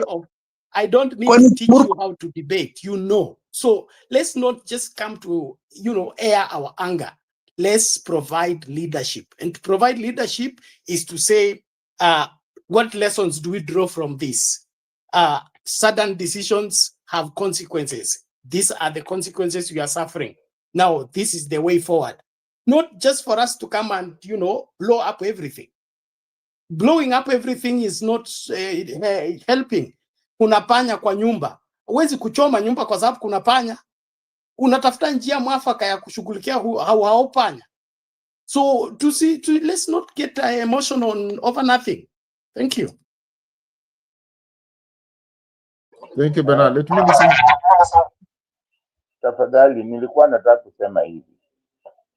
Hapa tunapozungumza, ndio maana nasema kwamba tuwe na mapinduzi kimawazo, kwamba tusitegemee watu fulani. Tunataka sisi kama Wakenya wote kwa ujumla, kwa sababu tukiachilia tu mtu mmoja, huyu ni mzee. Mimi hata sijui kwa nini watu bado wanazungumza juu ya Raila. Mimi sielewi Raila mambo yake. Mimi my own point of view, hiyo mambo tulimalizana naye. Yeye yuko kwa kama hiyo ni broad based, lakini hiyo serikali hatuipendi. So kama tunataka kufanya nini, kitu gani tufanye ili tujikomboe? Hiyo ndio kitu muhimu, tujikomboe, tutoke kwa hawa wote ni wakoloni. Mimi in my eyes nakwambia hawa wote ni wakoloni. Hata sisi vile tunavyofikiria saa nyingine bado tunafikiria kikoloni. Tunaona lazima mtu fulani tu ndiye afanye hiyo kitu. Hizi vitu tunaweza kufanya sisi wenyewe, inatakiwa sisi wenyewe tufanye. Ndio maana nilitoa mfano, wakati tulitaka multiparty tulikuwa tunaambiwa tusiende kwa maandamano, lakini tulizidi kwenda kila siku. Watu waliuawa wengi tu, lakini tulisema hata kama tunawawa tunaenda. Wengine tuko na alama mpaka sasa zile tulipata huko tukipigwa, lakini kitu tulikuwa tunataka section 2A ilitolewa. So ni lazima hata sasa kile tunachotaka lazima tupate, maana tukikubaliana na mambo ya wakoloni hawa hatutaenda popote. Kwa hiyo mimi nawaomba Wakenya tuwache kuangalia kwamba hii ni kitu ya mtu fulani au ni ya majenzi tu peke yake. Hii ni jukumu ambalo ni letu sisi wote. Kwa hiyo ni lazima sisi wote tufanye kazi kumake sure kwamba hii serikali tumeing'oa hawa watu. Ndio maana nilikuwa nakwambia kwamba inatakikana sehemu zote nchini tuwe na nini, tusikie hiyo uchungu, kumwambia Murkomen aondoke. Eti mtu anaenda kotini, hata akienda au watu hakuna kitu watafanya. Asante sana. Asante Jakindube. I needed Maunga na Maunga. Can I talk? I needed to speak to Maunga. Maunga naye ametoroka tena. I think Maunga is coming back. I wanted to listen to Maunga because he's one of the people that I like to listen to so much, speaking about all this that is raising up and all these things that's going on with the nation. Because they have seen we're having an appeal that they're saying that Murkomen should leave the office, and also they're saying that they're appealing that also Kindiki should leave the office because they are not worthy of reigning up inside the office. And I was also checking out that, also saying that also the controversial, also the appealing come from the leaders of the Muslims and part of the Mombasa. And where Jakenba is saying that we're supposed to add up and come up as all the nation to make sure that they go home together, not one being leaving up behind or not one remaining behind because they are feeling they are incompetent. Before I bring back to Keep, I want to listen to Bernard first because Bernard hadn't speak up over the issue yet. Bernard, they're saying that they are incompetent to lead up the nation. What's your opinion over that? Do you feel supports the leaders, the Muslim leaders, or you are having your own opinion too? It is. I'm on the same script with those religious leaders, and I'm happy that they are speaking now. Although the incompetence of these people is nothing new. It's nothing new in their performance as well. I don't see anybody national in the Ruto administration as a whole.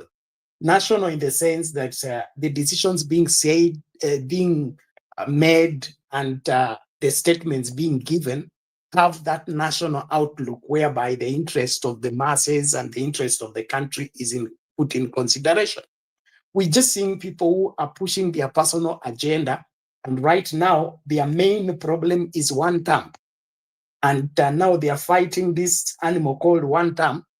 It has become now, Kenya has become one term in the sense that one term is now the issue to be fought, not the defense of the people, not the defense of the children of Kenya, not the defense of the mothers of Kenya, not the defense of the fathers of Kenya. And so we have a government that has misplaced priorities, and they are also late in the day trying to overturn what has gone wrong with them in the eyes of Kenyans. And that's why they are running around with bags of cash to distribute so that they can seduce Kenyans to change their minds about the suffering they have visited on the Kenyan people. And so, to me, there is no serious, competent approach to governance being drawn and being laid out by the William Ruto administration. And everybody in that government is behaving funny, and including the people we are supposed to treat with respect because they are learned, they are exposed. I just want to draw an example. Look at Mutahi Kagwe under the Uhuru regime and Mutahi Kagwe of today. Okay, look at who else? Lee Kinyanjui, okay, as governor of Nakuru, and Lee Kinyanjui as cabinet secretary. Just to pinpoint, the Wandai of parliament and Wandai the cabinet minister, or Wandai Mbadi of parliament and ODM push as ODM chair and as cabinet secretary. There is something amiss in terms of proper performance, and I think it springs from the head. I think you need to suspend your capability in order for you to work with the Ruto administration, which is so sad because the way I know and how I observed the Moi government, the Kibaki government, the Uhuru Kenyatta government, decisions by cabinet secretaries or ministers was mainly to ensure that policies are being implemented and those policies are in the interest of the masses. And when the masses were raising questions, those questions were put in consideration. There was no careless speaking of ministers, especially against the majority of Kenyans. So I think these people need just to be sent away, but they'll be forerunners. At the end of the day, the entirety of that government needs to go. If not for anything, because they are not acting in the interest of Kenya and in the interest of Kenyans. And that is what is supreme in this country. Thank you. Okay, thank you to Bernard and also other people who are still joining up. Please just join up the show. Let us come up and let us share our opinions too, because also they matters too, because we are bringing our Kenya or our nation to a certain point where we want our nation to be, not where we want our nation to just stay there. Benanda speak about the Matiang'i regime during back then and also this time, and also check other parties also with back then and right now, because there are a lot of adjustment, and whereby even Kindiki today say that the government is doing the proper litigation to make sure that everything that is going on accordingly to what is being planned up, meaning that we are not sure that if it's that is it, but we are hoping sure that to make sure that everything aligns accordingly. Although they are saying he goes out, but he's still giving out the opinions too of the government.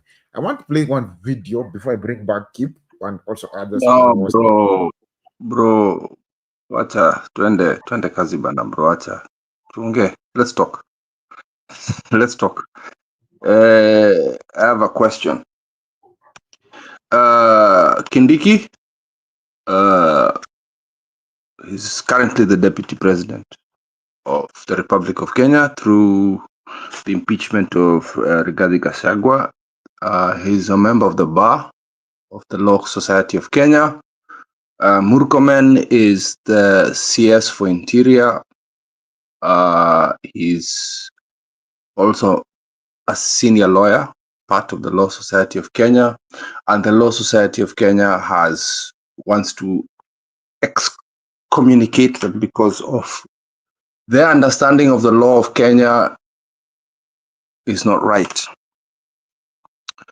because the rights of the Kenyan public has been impeded by the actions of these two public servants, correct?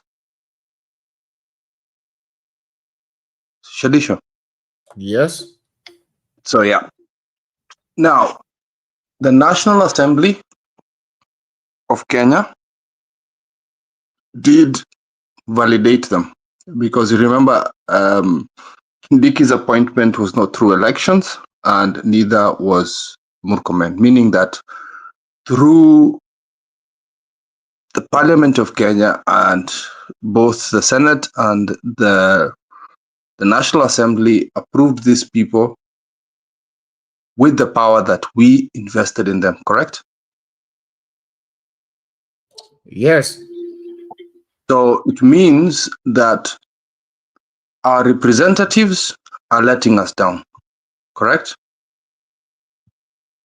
Mm-hmm.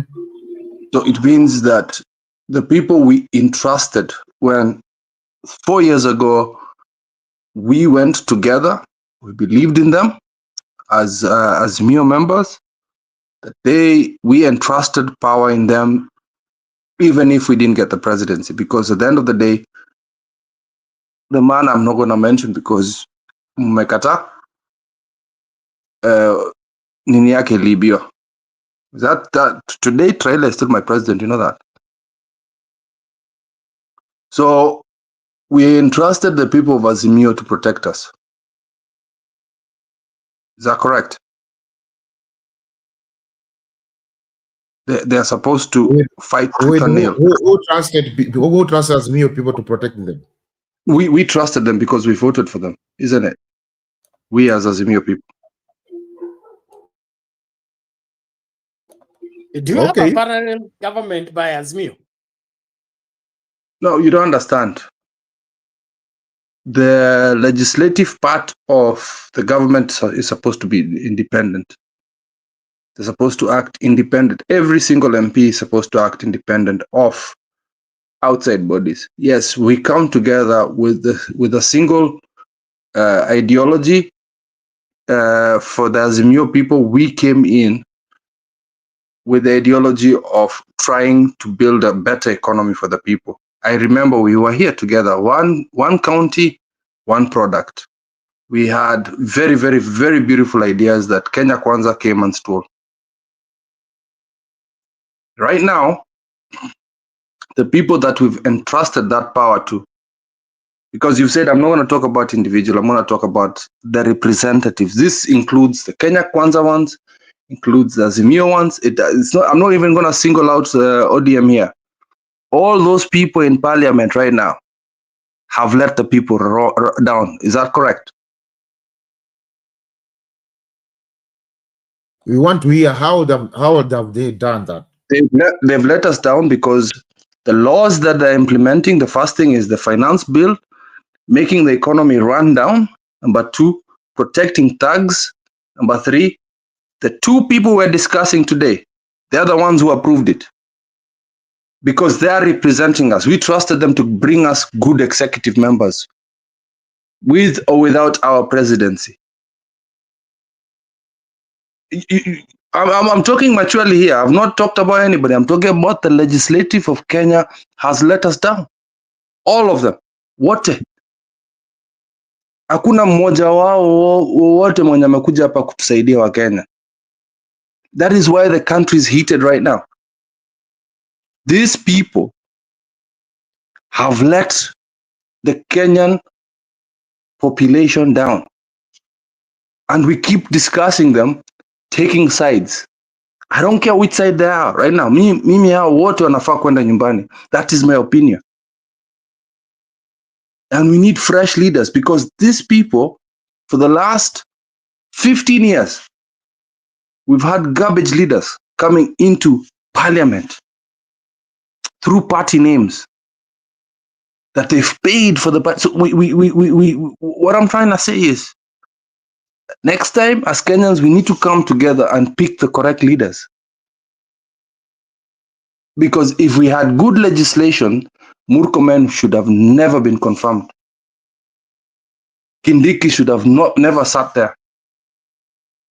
Right now, the people of the army wananyang'anywa pesa yao ya inaitwaje hiyo lunch allowances because these MPs are not protecting the rights of the defense.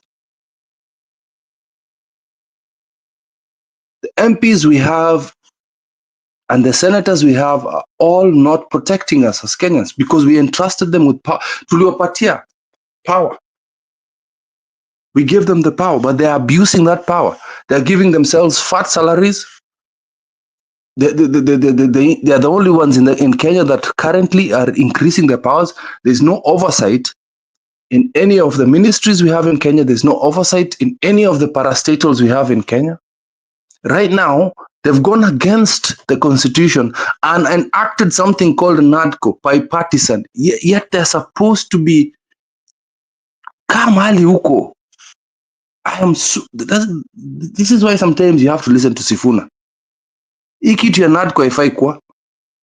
Hii kitu ya bipartisan should never have touched the day of light, the light of day. That thing should have never been signed. Because these so-called leaders we have in Kenya, watumia akili yao, they're not using their brains. They're not wafikiri individually. I am the MP of Keses. What do the people of Keses want? What do my people of Keses want? Ni nini walinichukua uko nende nifanye niwasaidie? None of them discuss those things. They never discuss problems that we have in our constituencies.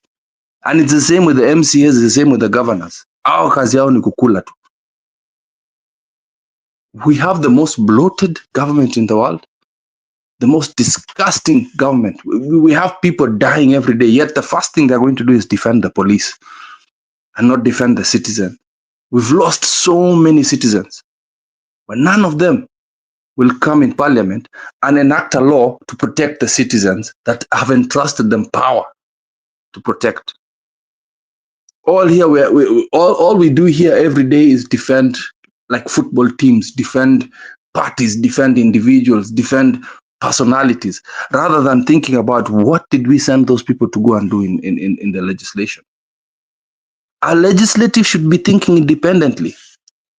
In the US, in any other place, by there I wanted to tell my uncle Jacundo Bay, it's not the constitution that is bad.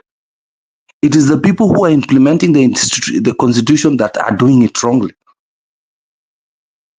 And that is the civil education that we should need to discuss.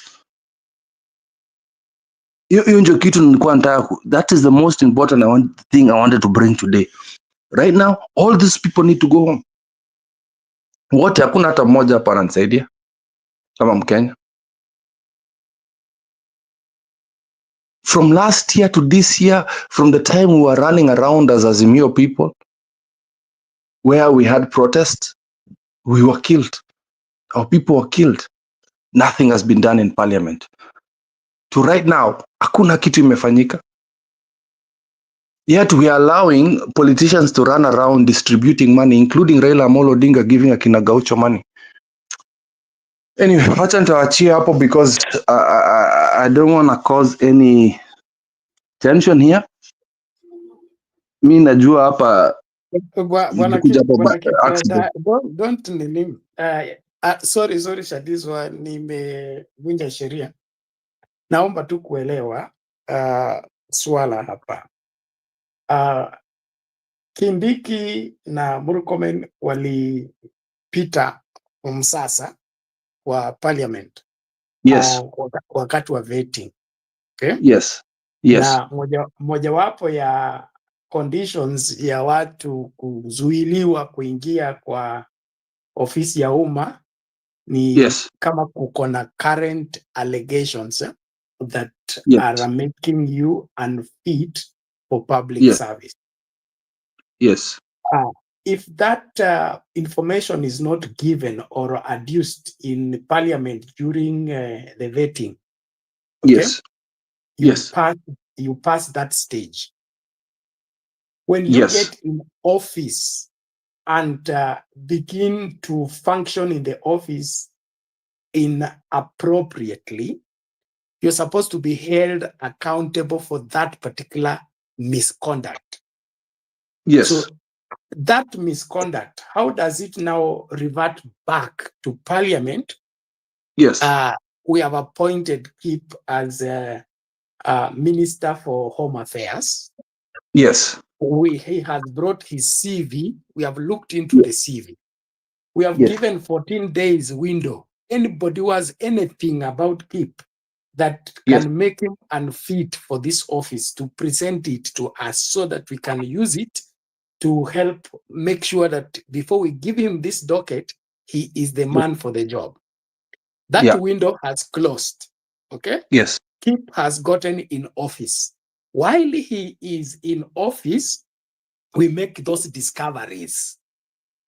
So are we to blame the parliament, or we are supposed to hold Kip accountable for having an office and is not functioning in that office the way he ought to? We're supposed to blame the parliament. How?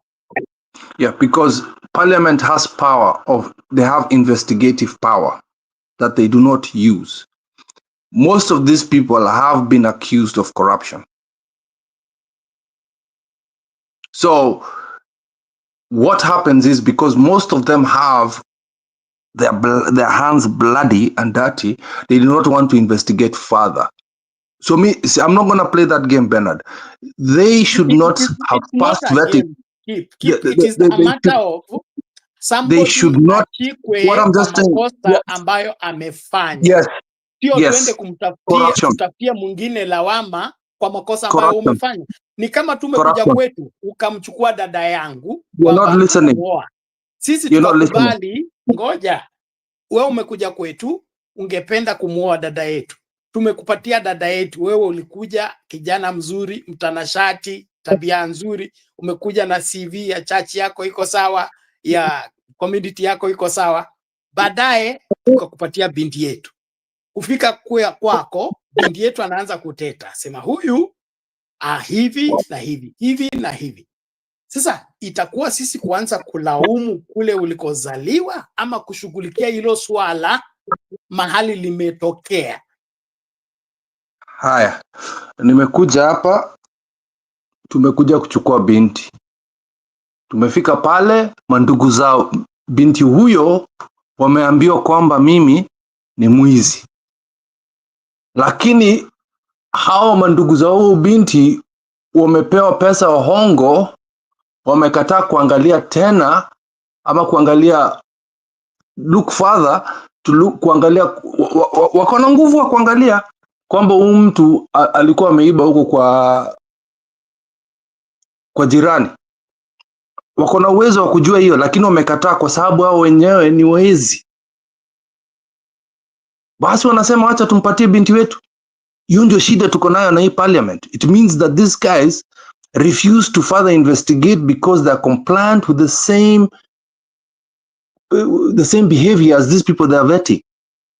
Because if they further investigate Murkomen, if they further investigate Kindiki, it means they implicate themselves. Some of the charges that were there for Kindiki, I was waiting, not Kindiki, for Gachagua. I was like, please.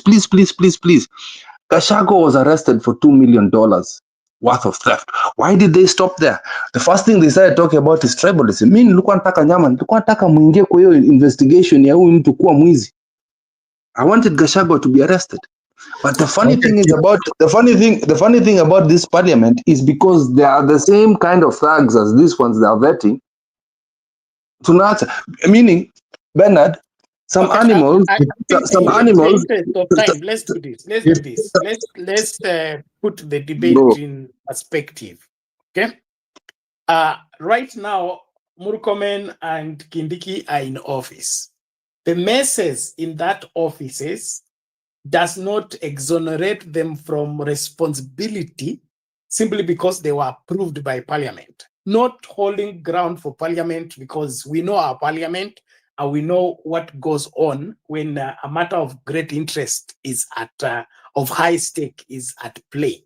But as at now, the crimes in quotes committed by Murkomen and Kindiki while they are in office, are they can they be prosecuted for the same? That is the debate at hand. And if that's the case, then let them be produced so that they answer for the same. They cannot be arrested. Nothing can happen to them. First of all, they've been vetted. They're being protected by. I'm just telling. Let me finish. They are being protected by parliament. They are being protected by the broad-based government. Let's not. I really want you to stop calling it the Ruto government. It's the broad-based government. It is the broad-based government. In the it is the broad-based government. Yeah, there's nothing in the. There's nothing like that. Exactly. In the constitution. There is nothing like that in the government. Yet it's being enforced. That's the problem. There's nothing like a broad-based government, but the broad-based government is being enforced to the people. It is being. It is not the Ruto government. You know why it's not the Ruto government? Raila Amolo the broad-based government, isn't it? Raila Amolo Odinga and Ruto chaired the cabinet, the executive. They chaired it together. So there is a broad-based government that is being shoved in the mouths of Kenyans. So stop lying to yourselves. There is a broad-based government that is not in the constitution. Just like everything that this broad-based government is doing to the population of Kenya is happening. Take it easy. This is Kenya. And Kenya, we are treated with so many things. Broad-based, bread-based, blood-based, and all those names will come and go. What is necessary here is return to the rule of law. The more we allow the negligence of the law or the sidelining of the law, the misuse of the law, the worse things get. So apportioning blame is not the way forward. The way forward is how do we return to the rule of law? What are the consequences of violating the law? If that's not important, then the debate is unnecessary. If you don't point at the place where kidole kina kidonda, nitaweka plaster wapi? Yes, you have to point blame so that you know where to put the plaster or where to cut off or where to maim or remove the leg.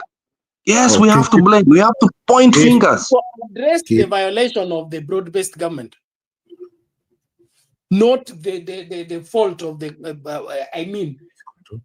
Stipulate broad-based government imevunja sheria kwa kuchagua Murkomen, imevunja sheria kwa kumchagua Kindiki, imevunja sheria kwa kushutu wa andamanaji, na hivi ndivyo wanapaswa kushughulikiwa.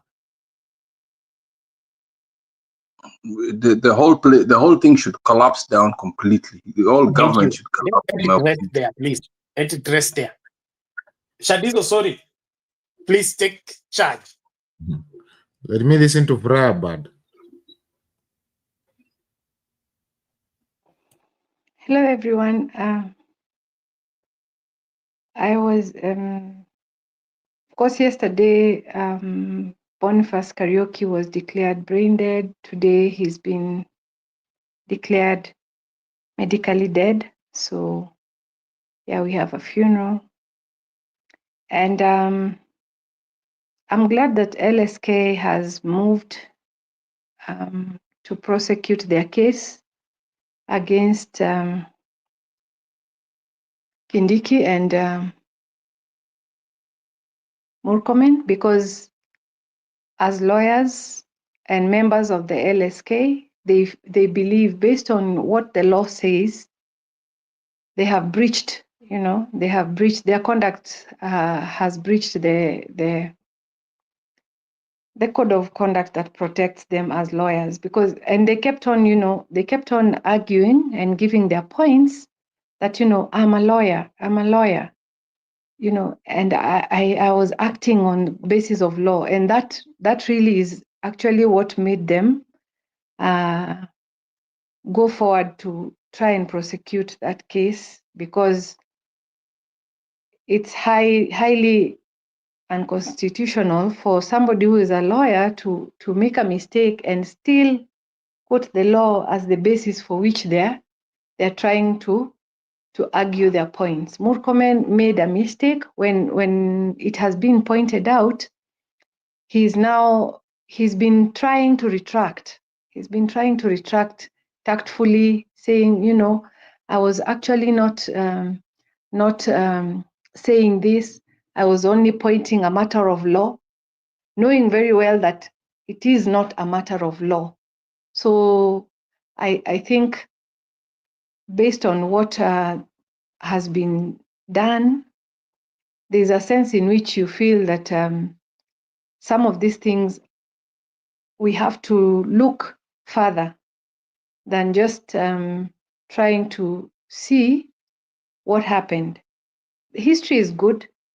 I'm a student of history. I love everything. It's important to know where you come from, where you are at, and that will help you to also determine where you're going.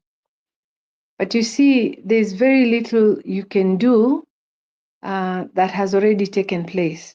If it is already in the past, Shadizo, what I'm doing now is what will determine, the trajectory for the future.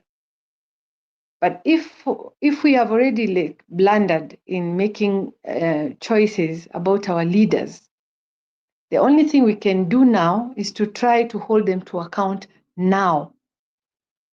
And knowing our country and how it doesn't work, that is one of the reasons that, young people are saying, you're not listening, you're not doing the right thing. We are trying to say, do the right thing, and you're not doing it. And that is why we are going to the streets.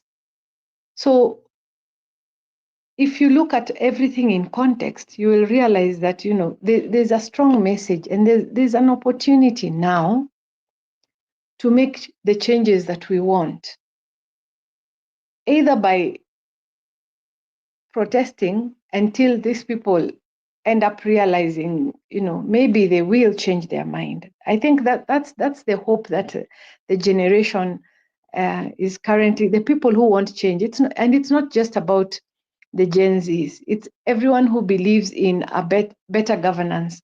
We are saying there's a movement here that is alive to the things that we want. How can we support this movement? How can we take advantage, not in a negative way, but in a positive way, of this wokeness that is around us, that people are actually saying, we are no longer afraid of this government. We can challenge it. We can speak out. That is how, if you're looking into the past, that is how some of the milestones that were achieved, that's how they got achieved, that people stood firm. People were getting killed, but they were saying, you can kill us, you will not kill all of us. And in that process, those who managed to stayed long enough for that government to be forced to make changes, because sometimes they're not going to be willing. I don't think the current government is going to be willing to just cede ground easily. But there could be pressure that will come in several ways. It can be so much as to force, some of the changes to happen. And it has happened before, only that we gain and then we lose sight of where we want to go, and we don't concentrate so much on getting ahead. Now we have the opportunity. For me, I'm looking at it and seeing that we have an opportunity to go forward, because like today, the three activists were arraigned in court. These are activists who've come out when we were fighting femicide, when we were fighting, when women were complaining about not being allowed to breastfeed in the open. They've championed so many other things, and we've seen them consistently in the street. It's not just now. And then when we are looking for the goons that were looting on Saturday, the systems did not take care of that. They were keen on the protesters. And now they were arraigning these young men who are well-known activists, who are not criminals, and they have they're saying that these are the people who are mobilizing the goons, Akina Mulingwa, Mark, and Mutunge, those people. They're actually telling us that these are the people who organized. And you're even asking yourself, so if you knew, because you're coming for them on 26, but if you knew that they were planning, why couldn't you foul those attempts? Because on 25th, this protest was something that was well known, the planning was there, the notices were there. So if these plans were underway, are we saying that we only discovered after the actions took place? That is when we realized that, oh, these are the planners and now we have them. So you just wonder, because even the other young man the guy from Kino,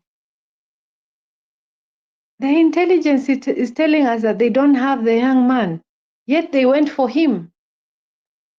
And they wanted to lie about that. But even, the neighbors who had been warned not to speak, when they realized it's the mother who is asking, they came out and said, no, actually the Subarus came and they took the guy and they took things, they confiscated laptops and everything. So where we are right now, it is a question of what do I want to do as a person, in terms of doing this, rather than point fingers or want somebody to go out there for me. People are staking their lives out there.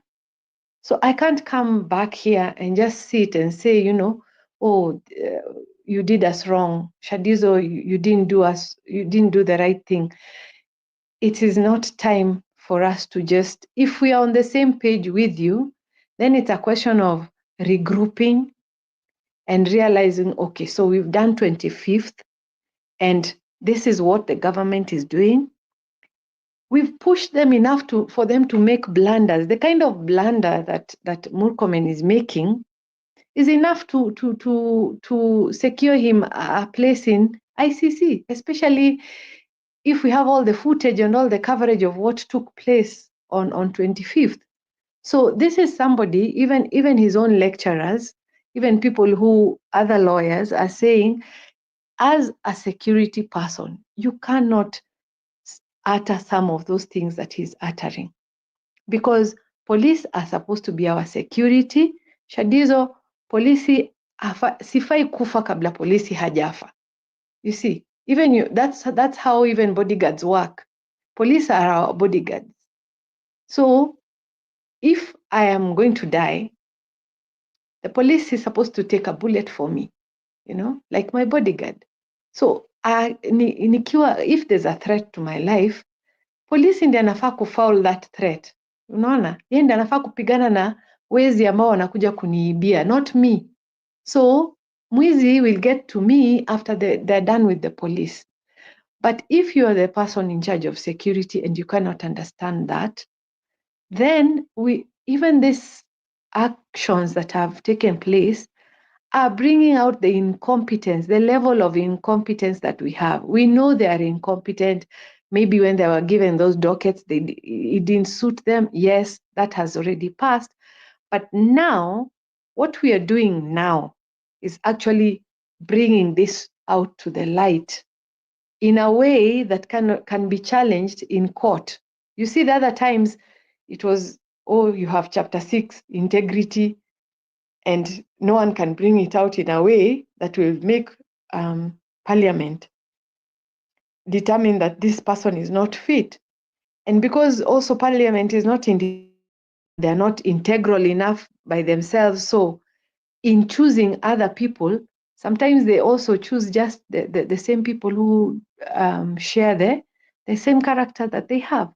But if you look at what is happening in the country now, some of these things are coming out. The kind of incompetence that we couldn't raise at the time when we were vetting is coming out in a manner that can be is chargeable in a court of law.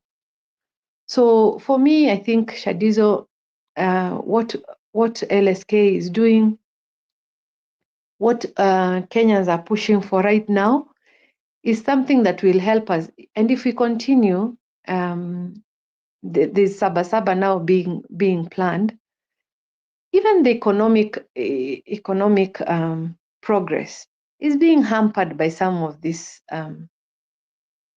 demonstrations or protests. And the business community came out very strongly after this. And you can see that even that is pointing a finger into the systems that how could it be that you're able to beat up protesters and goons can loot for like over an hour and there's no police and there's no injuries on them. No one is trying to maim them or arrest them. For me, I think that is my initial submission, that we can concentrate on what we are achieving more than what we have already lost. What we've lost, we've lost. What we stand to gain, I think, is much more than what we've lost. So as long as we believe in the course that we are taking, we can move forward. We can look backward in the rear mirror, but you drive looking, forward. You can take glances in the rear mirror, yes, but you can't stick there. Otherwise, you'll cause an accident up front. Thank you, Shadiza. Thank you, Frahabad, for that submission. For those who are still joining up, please let us join up. Let us, so that we can bring this to an end together, as even we are conversing towards it. Because something raising up that Kindiki should go home, and also it should be followed with Murkomen. And a lot is being still speak, and a lot is being put to alignment, and we want to hear from you Kenyans too, so that we can know where we are heading or where we're driving this car towards to. Tunaweza kuwa tunapeleka gari kwa shimo na hatujui gari inaenda kwa shimo. And apart from that, we also be wanting to know that apart from this vehicle going to that direction,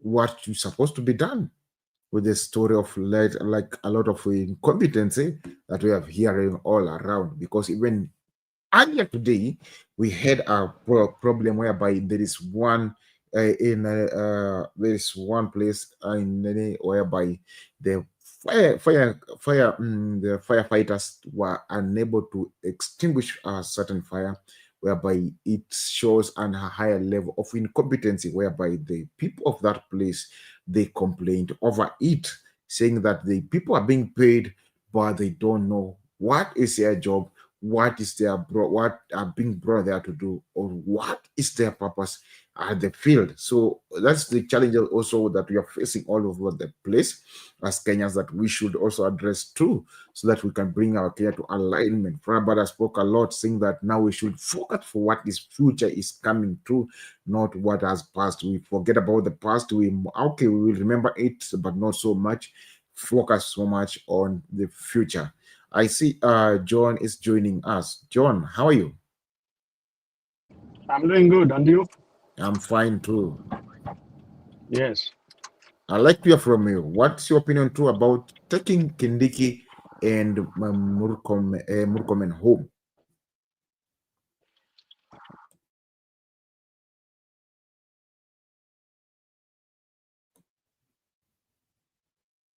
John, can you hear me? I want to say that yes, I can hear you. Can you hear me? Yes, I can hear you. Go on. I'm saying I want to thank you guys for allowing me to join this discussion, because it's very important for our country. I am very disappointed with what Murkomen said, and you know, it's very strange why he has to say that it's an order from above, that he is asking the police that whoever comes near the police station, that it should be shot to kill them. I mean, which government kills its people? The government is supposed to protect their people, not to kill them. I think they have not read the constitution, or they do not know what they are doing. Murkomen is the worst CS the country has ever had. Because how do you give an order like that one, to shoot and kill? Yet he's a lawyer. I don't understand how a lawyer can give such kind of an order, unless he did not study law, unless he went to school and he did not finish his law school. He should be arrested, be charged in a court of law as we speak, because that's against any law. How do you give orders like that one? Secondly, the Gen Zs, I think their plan and their program has been hijacked with the so-called government, because the government cannot allow people to demonstrate. So they will do everything in their power to make sure that it does not work. And so therefore, people like Murkomen will use anything in their power to ensure that that does not work, to please somebody. Because Murkomen is not working for himself, he's working for somebody else. That is my take for now. Thank you, John, for that take. As you're moving on swiftly, we'll be looking more details to other things as we are moving on. This is what Kindiki said today. I want to check this so that we can sum with this story up. The report now, Deputy President Professor Kithure Kindiki now says that the government is ready to forfeit its popularity for the sake of the country's law and order. Kindiki, who led Kenya Kwanza leaders for an empowerment drive in Kathiani and Mwingi central constituencies, has castigated diplomats, opposition and religious leaders backing the Gen Z-led protest. Kamau Mwangi tells us more. In what is likely to alter the way processions, protests and demonstrations are held in the country, a bill dictating how those aggrieved and seeking to take to the streets will conduct themselves is not so far in the offing. The Kenya Kwanza Brigade that set camp in Machakos and Kitui counties on Monday for empowerment fora expressed the need for a tighter management of protests in what they believe will save Kenyans from the destruction of their businesses, as was witnessed on Wednesday, June 25th. The National Assembly is ready and we are willing to ensure that we legislate a law that will ensure that in future, and not in the distant future, that we can have peaceful demonstrations, processions and picketing in our country without any loss of life or without any loss of property. We have to know the where, the how, the what time, the place, the manner in which these demonstrations must happen. Somebody at the end of the day must be accountable. Deputy President Kithure Kindiki says the bill currently being formulated by the Interior Ministry will bring about the much-needed order when Kenyans take to the streets. National security is not negotiable. We cannot trade off the stability and security of Kenya for popularity, for votes, or for anything. The DP on the same breath told diplomats to keep off matters that threaten Kenya's security as he called out opposition and religious leaders in the country for allegedly rallying behind the protesting youth. Ile taarifa wanatoa ni kama wanasherekea yale mambo yalitendeka. Na katika nchi zao hawawezi kukubali kitu kama hili ilitokea hapa itokee katika nchi zao. Kule Marekani, Uingereza, nchi zote zile, national security is not negotiable. Kamau Mwangi, Citizen TV.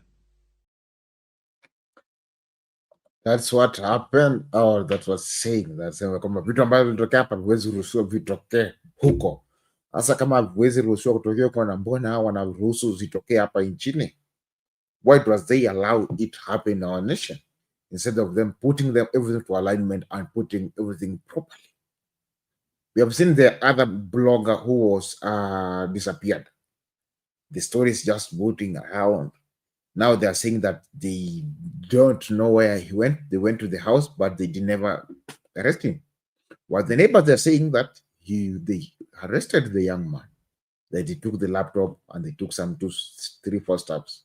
So we don't know who is saying the truth. Bernard.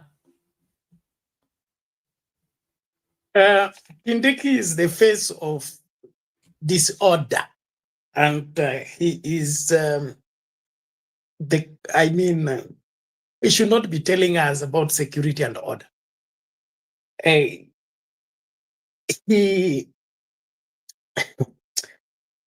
just don't get it. A professor of law, okay? He's talking of abductions, shoot to kill, and lives being lost as a matter of national security. How does that in itself amount to the justifications of all that is happening? There is something about this government and maybe other wherever successive governments that has refused to hold ground, but they keep insisting on the same. And that is protests are the problem. Protesting is not a problem.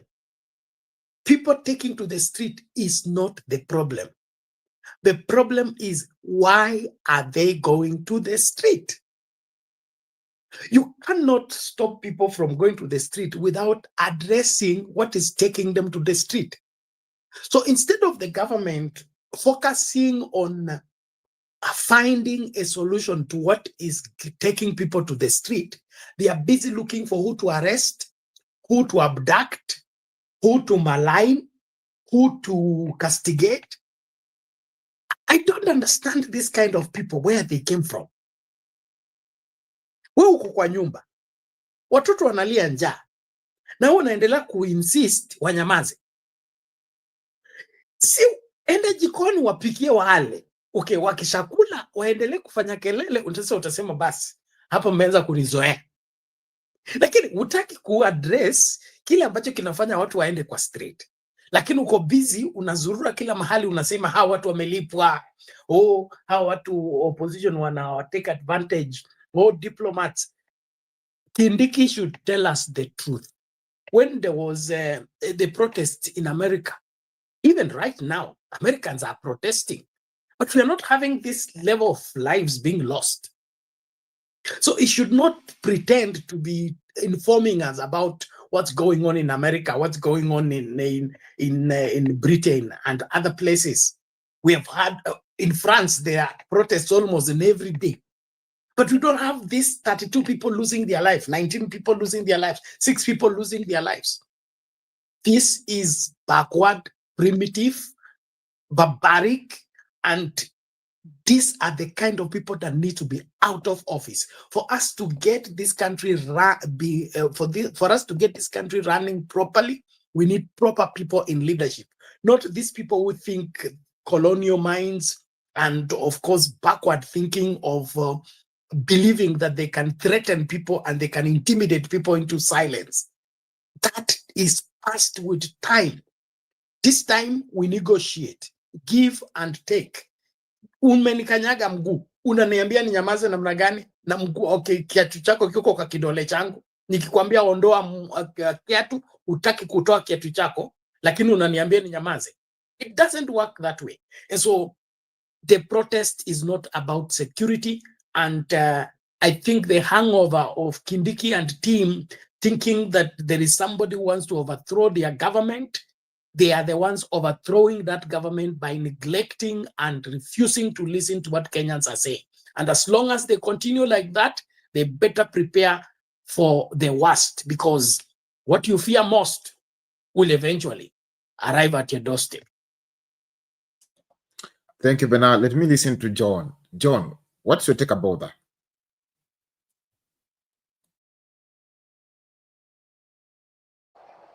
Yes.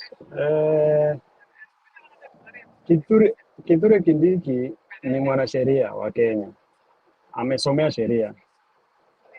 Sasa sijamuelewa hii sheria anataka kuleta ni sheria kwa nini? Kwa sababu tayari tuko na sheria zinatuongoza katika katiba yetu.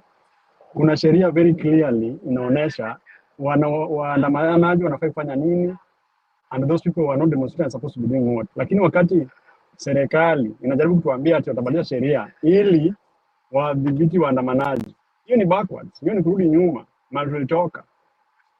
Raila Odinga alikuwa sahi. Raila Odinga kwa serikali, wakati alikuwa yuko kwa serikali alikuwa anafanya maandamano kila time,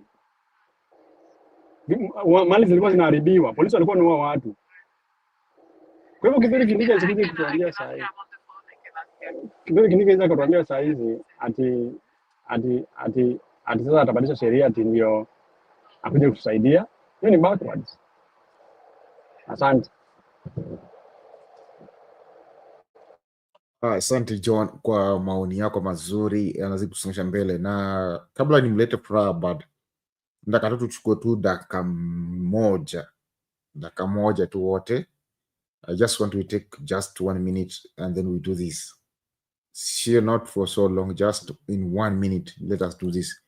Just saying to make this, let us just support Sound Candy Talk TV so that we can keep this program moving on and we can keep the program going on and on. And the way we can support it is we can support it through the pay bill or the phone number that is on the screen. The till number is 516575 and the phone number is +254 718 454 585. The name is Bernard Makoha. So I just want to take a minute and then we do so, and then we continue the show. I just want to see, I'm not the one having the Bernard's phone, so I will see. Just let us take the minute, just send anything you have, if even it's $50, $100, when you feel to send even $1 million, the till number will not resist, will just receive. Just do it and God will bless you so that we can keep this program running. Even tomorrow will be here, we can steer it up and also make everything go on. Tulipe hiyo token yenye tunatumia, manake siku hizi inapanda sana, and also sort out 1 2 3, also sort out our vmix and also our StreamYard and also other things that we have to pay too. So let us just take a minute. Kama uko Kenya, anything that you have, hiyo 50, hiyo 100, hiyo 1000, hiyo 10,000, hiyo so 100k, weka hapo kwa hiyo till number, itakuwa fiti. For those who are in diaspora, use the Bernard's number which is on the screens too, as we continue to swim smoothly so that we can keep the show moving on and on. Prabad, what is your opinion about this too?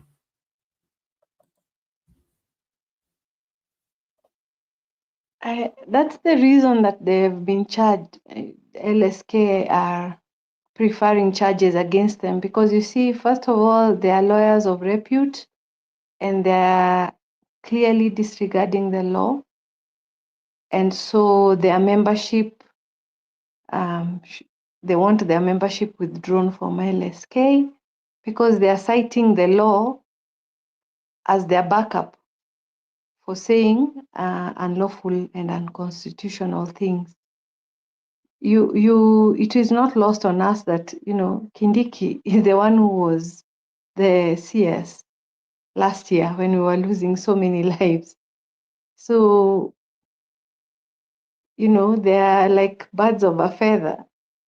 him and Murkomen, they're speaking from the same, from the same point of view. So it also points out to how this government is run, that, whether you are an intellectual, whether you are a professional, you're just there because, the big man wants you there.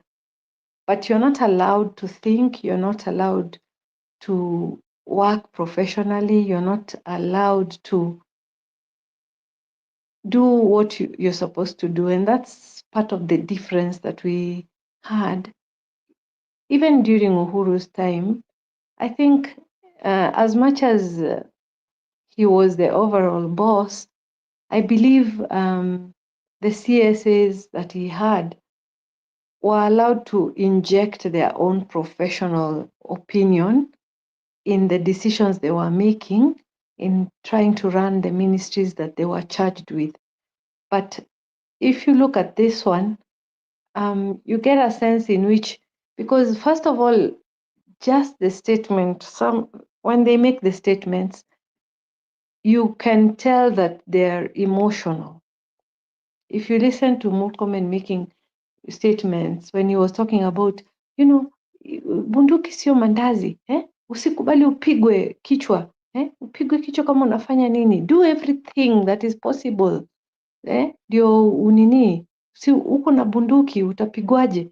You see, it's very roadside, it's very pedestrian, it's not.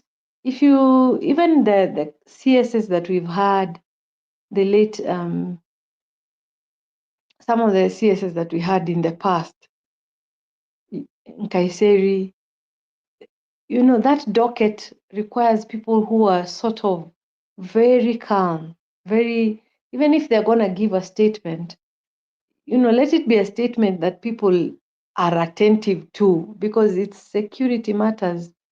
It's things that they carry a lot of weight.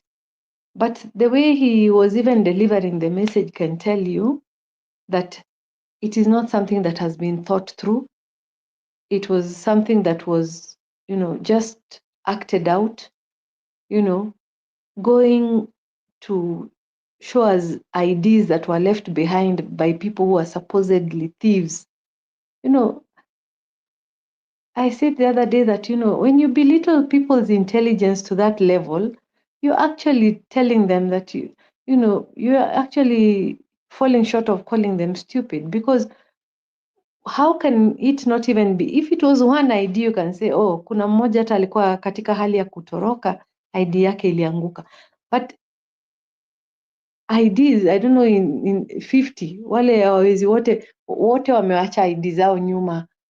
Sasa Murkomen amekuja kuziangalia, parading them, And we even know that even for Quickmart, some of the people who went in, it's the police who made mistakes in terms of shooting canisters into that place. It doesn't have any ventilation. So it's like those people suffocated to death, And after that, they tried to do a cover-up. I learned of a young man who also passed on. I think he's between 23 and 25 years old on that day.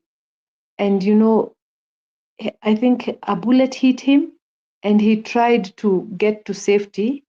But before he could get to his home, he collapsed.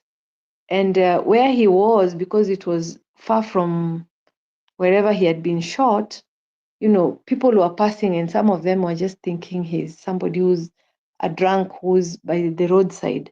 It's only later when people realize it's a young man who had been shot. And by that time, he had already passed on.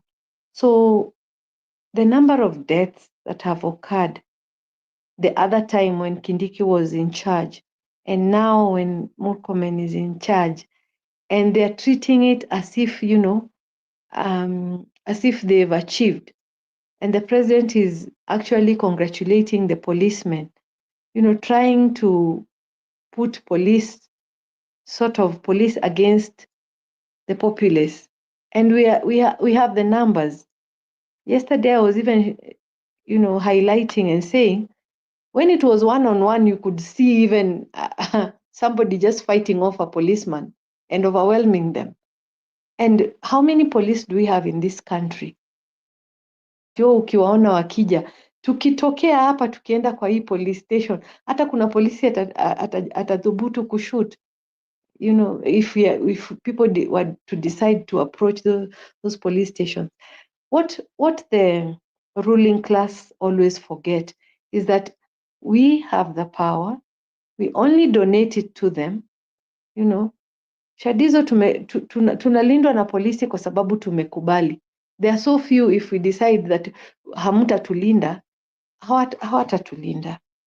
You see, it's something that you are assent to. We just say you're few, but we are giving you arms and we are giving you this and we are giving you the mandate.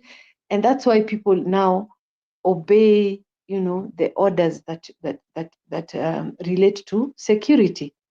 If people were to decide that, tutajilinda, so nyinyi kila mtu ni raia, so hata polisi ni raia, tutajilinda, we can choose to go that way. But you see, you're giving, because there's law and order, we are saying this number of people, we are mandating them, we are going to pay them, we are going to take care of them and making them leaders or take charge of our security. This number of people, we are electing you, universal suffrage, we are saying you are the people we are charging with the mandate to represent us. They keep forgetting that. And this is what I think the current protests are going to remind them that we are not happy with how you are taking care of us. We are not happy with how you are governing us. And because we are not happy, we want you out. That's not yet clear, but I think with time, it will be clearer. Shadiza. Thank you, Rabad. I see you have spoken about the story of YD, because this is the picture whereby they try to make us feel full. I was asking myself, how can somebody come and steal and then leave the ID behind? That's something that I've never seen before. And the only Gen Zs are the one who normally go to the protest with the ID so that they can be identified when they are dead. Okay, thank you. Let us begin to sum up, and I'll begin with John. John, can you give us your closing remarks? Nasema ni asante.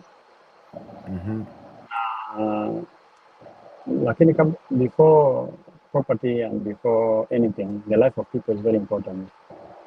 So you cannot tell us that we protect property, alafu unaua tu ovyo ovyo. So protect the people first, and then property comes later, because that is very important.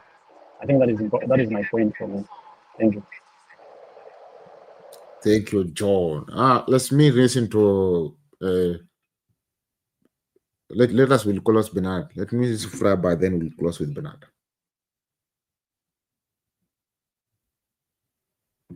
Yeah, I also want to agree with what John has said.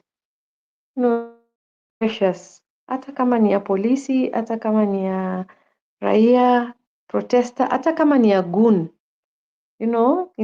Katika katiba, even if you've done some evil, the law has a way of handling you. So hata kama ni goon mwenye anajaribu kuiba, kama amepatikana, wacha ashikwe, achajiwe, sheria ichukue mkondo wake. The moment we start losing focus and saying, that polisi hiyo bunduki wamepewa, they're supposed to use it on people, it's not for animals. There are laws that guide even how a gun is or any arm is supposed to be used. And the law is very clear. If I'm unarmed, you cannot just take me down. So I think they're trying to create fear so that we forget about these protests. And for me, it only goes to show that maybe protest is one of the biggest statements. They've realized that, these other things are not as outstanding or as impactful as when people come out and say loudly, clearly that we are unhappy with how things are being run. They know the power of protests, and because of that, they try to make sure that it doesn't happen. By one, declaring it, now they're trying to say that they are going to bring laws. There's a law already which is in place that guides how protests are supposed to be undertaken. And because most of the time these people have complied, now because they're the ones who are making sure that the demonstrations are bloody or the protests are, unlawful, they end up having a negative impact in terms of looting and killings, and they'll say, no, now we can't have protests because people die, people loot, people, get injured. But they're the ones who do that. Clearly, we've seen and we've stated and we've repeated that every time, even Homa Bay protested, so many counties, they were almost up to 26, but the violence and the looting and the burning of fire stations, of police stations happened in specific areas. And if you look at where that happened, it could be something that was just organized so that, people fear, so that next time they call protest, you're like, oh, things will be looted, so we can't allow. People will be injured or people will die, so we can't allow. So I think it's the fear that the protests have impact. So I think Kenyans will have to continue to find a way to keep up the pressure. Thank you, Shadiza. Thank you, Faraba. Let me listen to Bernard. Thank you, everybody, for being part and parcel of the conversation. And we encourage the conversation to continue until we get what is just for this country. There is no doubt that we have a government that fears its people, a government that is incompetent by all standards and still wants to stay in power by running down the country. And that is a reality that every Kenyan needs to come to terms with and take a position that is strong in ensuring that we deserve better than what we are being offered, and nobody should pretend to stay in office just for the sake of staying in the office. Like we have said before, we repeat again, the purpose of the government is to safeguard the welfare of its people. We don't need a government if that government turns the guns against the people, is facilitating the disappearance of people, it is killing innocent people, and all of it in the pretext that they are protecting the people in power. No government needs to be protected. A government is supposed to protect the people. And that is, you have the mandate to take care of each and every Kenyan. That is what you need to be minding. So Kindiki, Murkomen, William Ruto, the whole of the cabinet, the parliament, the judiciary exist for one sole purpose, safeguarding each and every Kenyan. The moment they are not doing that, they are not supposed to be in that office. They don't deserve to be in that office. They are a problem to the country. And so the reason we pay the president, pay the parliament, pay the judiciary, pay the police, pay the KDF is to safeguard Kenyans. If they are not doing that, then they ought not to be in that office. Let it be clear to every Kenyan. Hatuhitaji serikali. Kama hiyo serikali ndio inatuua, hiyo serikali ndio inatuumiza, hiyo serikali ndio inafanya watoto wetu wanapotea, kama ile story nani ameelezea, kijana anapigwa risasi, anaanguka kwa barabara akienda nyumbani, hakuna mtu anajua kile kimefanyika. We are losing lives unnecessarily. All of it for what? So political power, public service, and everything that pertains to national leadership, it has to be geared towards the welfare of Kenyans. If it is not, let's forget about this government, let's forget about this whole structure and come up with a structure that will safeguard the welfare of the Kenyan people. Kindiki is unconstitutional to run around with money. The money he's taking for empowerment is outside the provision of the budgetary and allocation by parliament. That is illegal in the first place. He is running around with millions and millions every week. Where that money is coming from is not accounted for. And he's busy talking to us about security. There is no threat to security than money laundering and misappropriation of public funds. We are not fools, and Kenyans are not fools. Your days are numbered. It may not be tomorrow, but it's coming. Wait for it. Thank you. And just one thing, the young man, the family, by the time the parents were getting notified and learning that it's their son that has lost his life on the road, the body had been already taken. And so they got there in the morning. But when they got there, the bullet had already been removed from the body.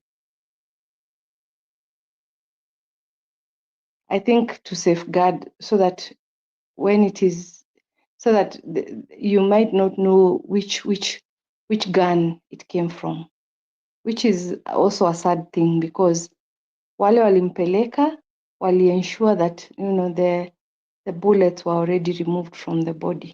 By the time the family got to see the body, they learned that somehow, I don't know how it happened, but the bullets had already been removed from the body. So they can't really, they will never be able to trace, where that bullet, which gun, dispensed that bullet. That's now illegal, because a postmortem is not supposed to take place without authorization of the family and the presence of family members, or rather a representative of the family. Bernard. So we are dealing with a corrupt system here that wants to corrupt everything, including the dead. Bernard, do you remember even the Rex story was the same scenario? When the mother came back, he found that the bullet was removed, but yet he had snapped the picture, the picture for the bullet. So the more things change, the more they remain the same. And that's why we need an overhaul. Kenyans should not go for anything less than an overhaul. Let's drain the entirety of the swamp and get the country on the right track. The more we tolerate this, the more it becomes normal, and the better for the political class to think that they can normalize illegality, normalize losing of lives, normalize shooting to kill, and make it part and parcel of our existence, like in our neighboring countries, whereby it is normal. And now people have internalized and come to terms that they are not safe and they should live that way. I believe that's the main aim of the current administration, to break the spirit of Kenyans and let Kenyans accept to live on their knees because they have an incompetent government that wants to lead them backward instead of leading them forward. All these things need to be documented and put in accounts, so that the day of reckoning, it appears somebody must answer for this. There must be some consequences to some degree over what has gone down, especially with this administration. And then, of course, we are not exonerating the previous administration. Whoever participated in taking a Kenyan lives Kenyan life unnecessarily need to answer for it. That's the only way we'll breathe life into our constitution and make the rule of law something that is a serious matter, not the jokes that we are being treated to by so-called law professors who have no respect for the law nor the constitution. We need to be in a Kenya that is governed predictably and according to the rule of law. That innocent chokora, that street family guy knows that there is law that defends him in case is taken in or in case he has an issue with anybody. But if the law is only cited when it is supposed to defend Ruto and it's supposed to defend the ruling class, but it's only violated when it goes against the high and the mighty, but the rest of Kenyans are just there to be seen and not to be heard, that is unacceptable. So going forward, let us be more strict. Let's not get anybody off the hook, especially now that Kindiki and Murkomen are in the corner. Let the fire be intensified. Let somebody answer for this. If we have a few people leave office because of this, then the respect for life and the respect for Kenyans will be restored. But if we let this drop, we are doomed. I pray for the best. Thank you. See you when you see me. Thank you, Bernard. Thank you for everyone that is watching. Please, I ask you, let us do what we agreed to do. We agreed that we will support the show, so let us do it. So, because right now, we haven't seen anybody responding, but I'll be happy when we respond towards it so that we can continue moving on swiftly together. I've been your host, Mike Shadizo, and I think I'll bring the play to the rest today, but we will continue with this discussion more and more and getting our nation to alignment, whereby we want everything to be on a standstill or an appropriate in a proper manner so that everything can go on smoothly. I don't have much, but to say that every time when you see something, know that somebody has committed to it. I'm your host tonight, Shadizo. Let us meet next time.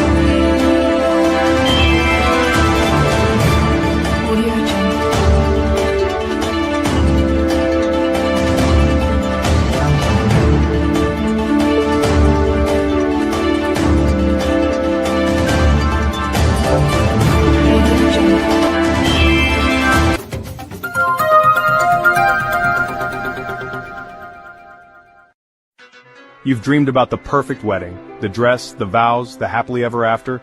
But let's ask the most important question. Before you say I do, are you truly ready for the lifelong commitment that comes after the honeymoon period fades? Bernard Ngozzi's groundbreaking ebook, Are You Marriage Ready?, is the ultimate guide to building a successful, lasting marriage. This isn't just another relationship book, it's a heart-to-heart conversation that prepares you for one of life's biggest decisions, getting married. Are you choosing love or just infatuation? Are you building a marriage or just planning a wedding day? Reading this book was a game changer. I realized I wasn't as ready as I thought, but now I'm on the right path. Don't wait until it's too late. Invest in your future. Download Are You Marriage Ready today. Link in the description below. Your future spouse deserves the best. Are you ready?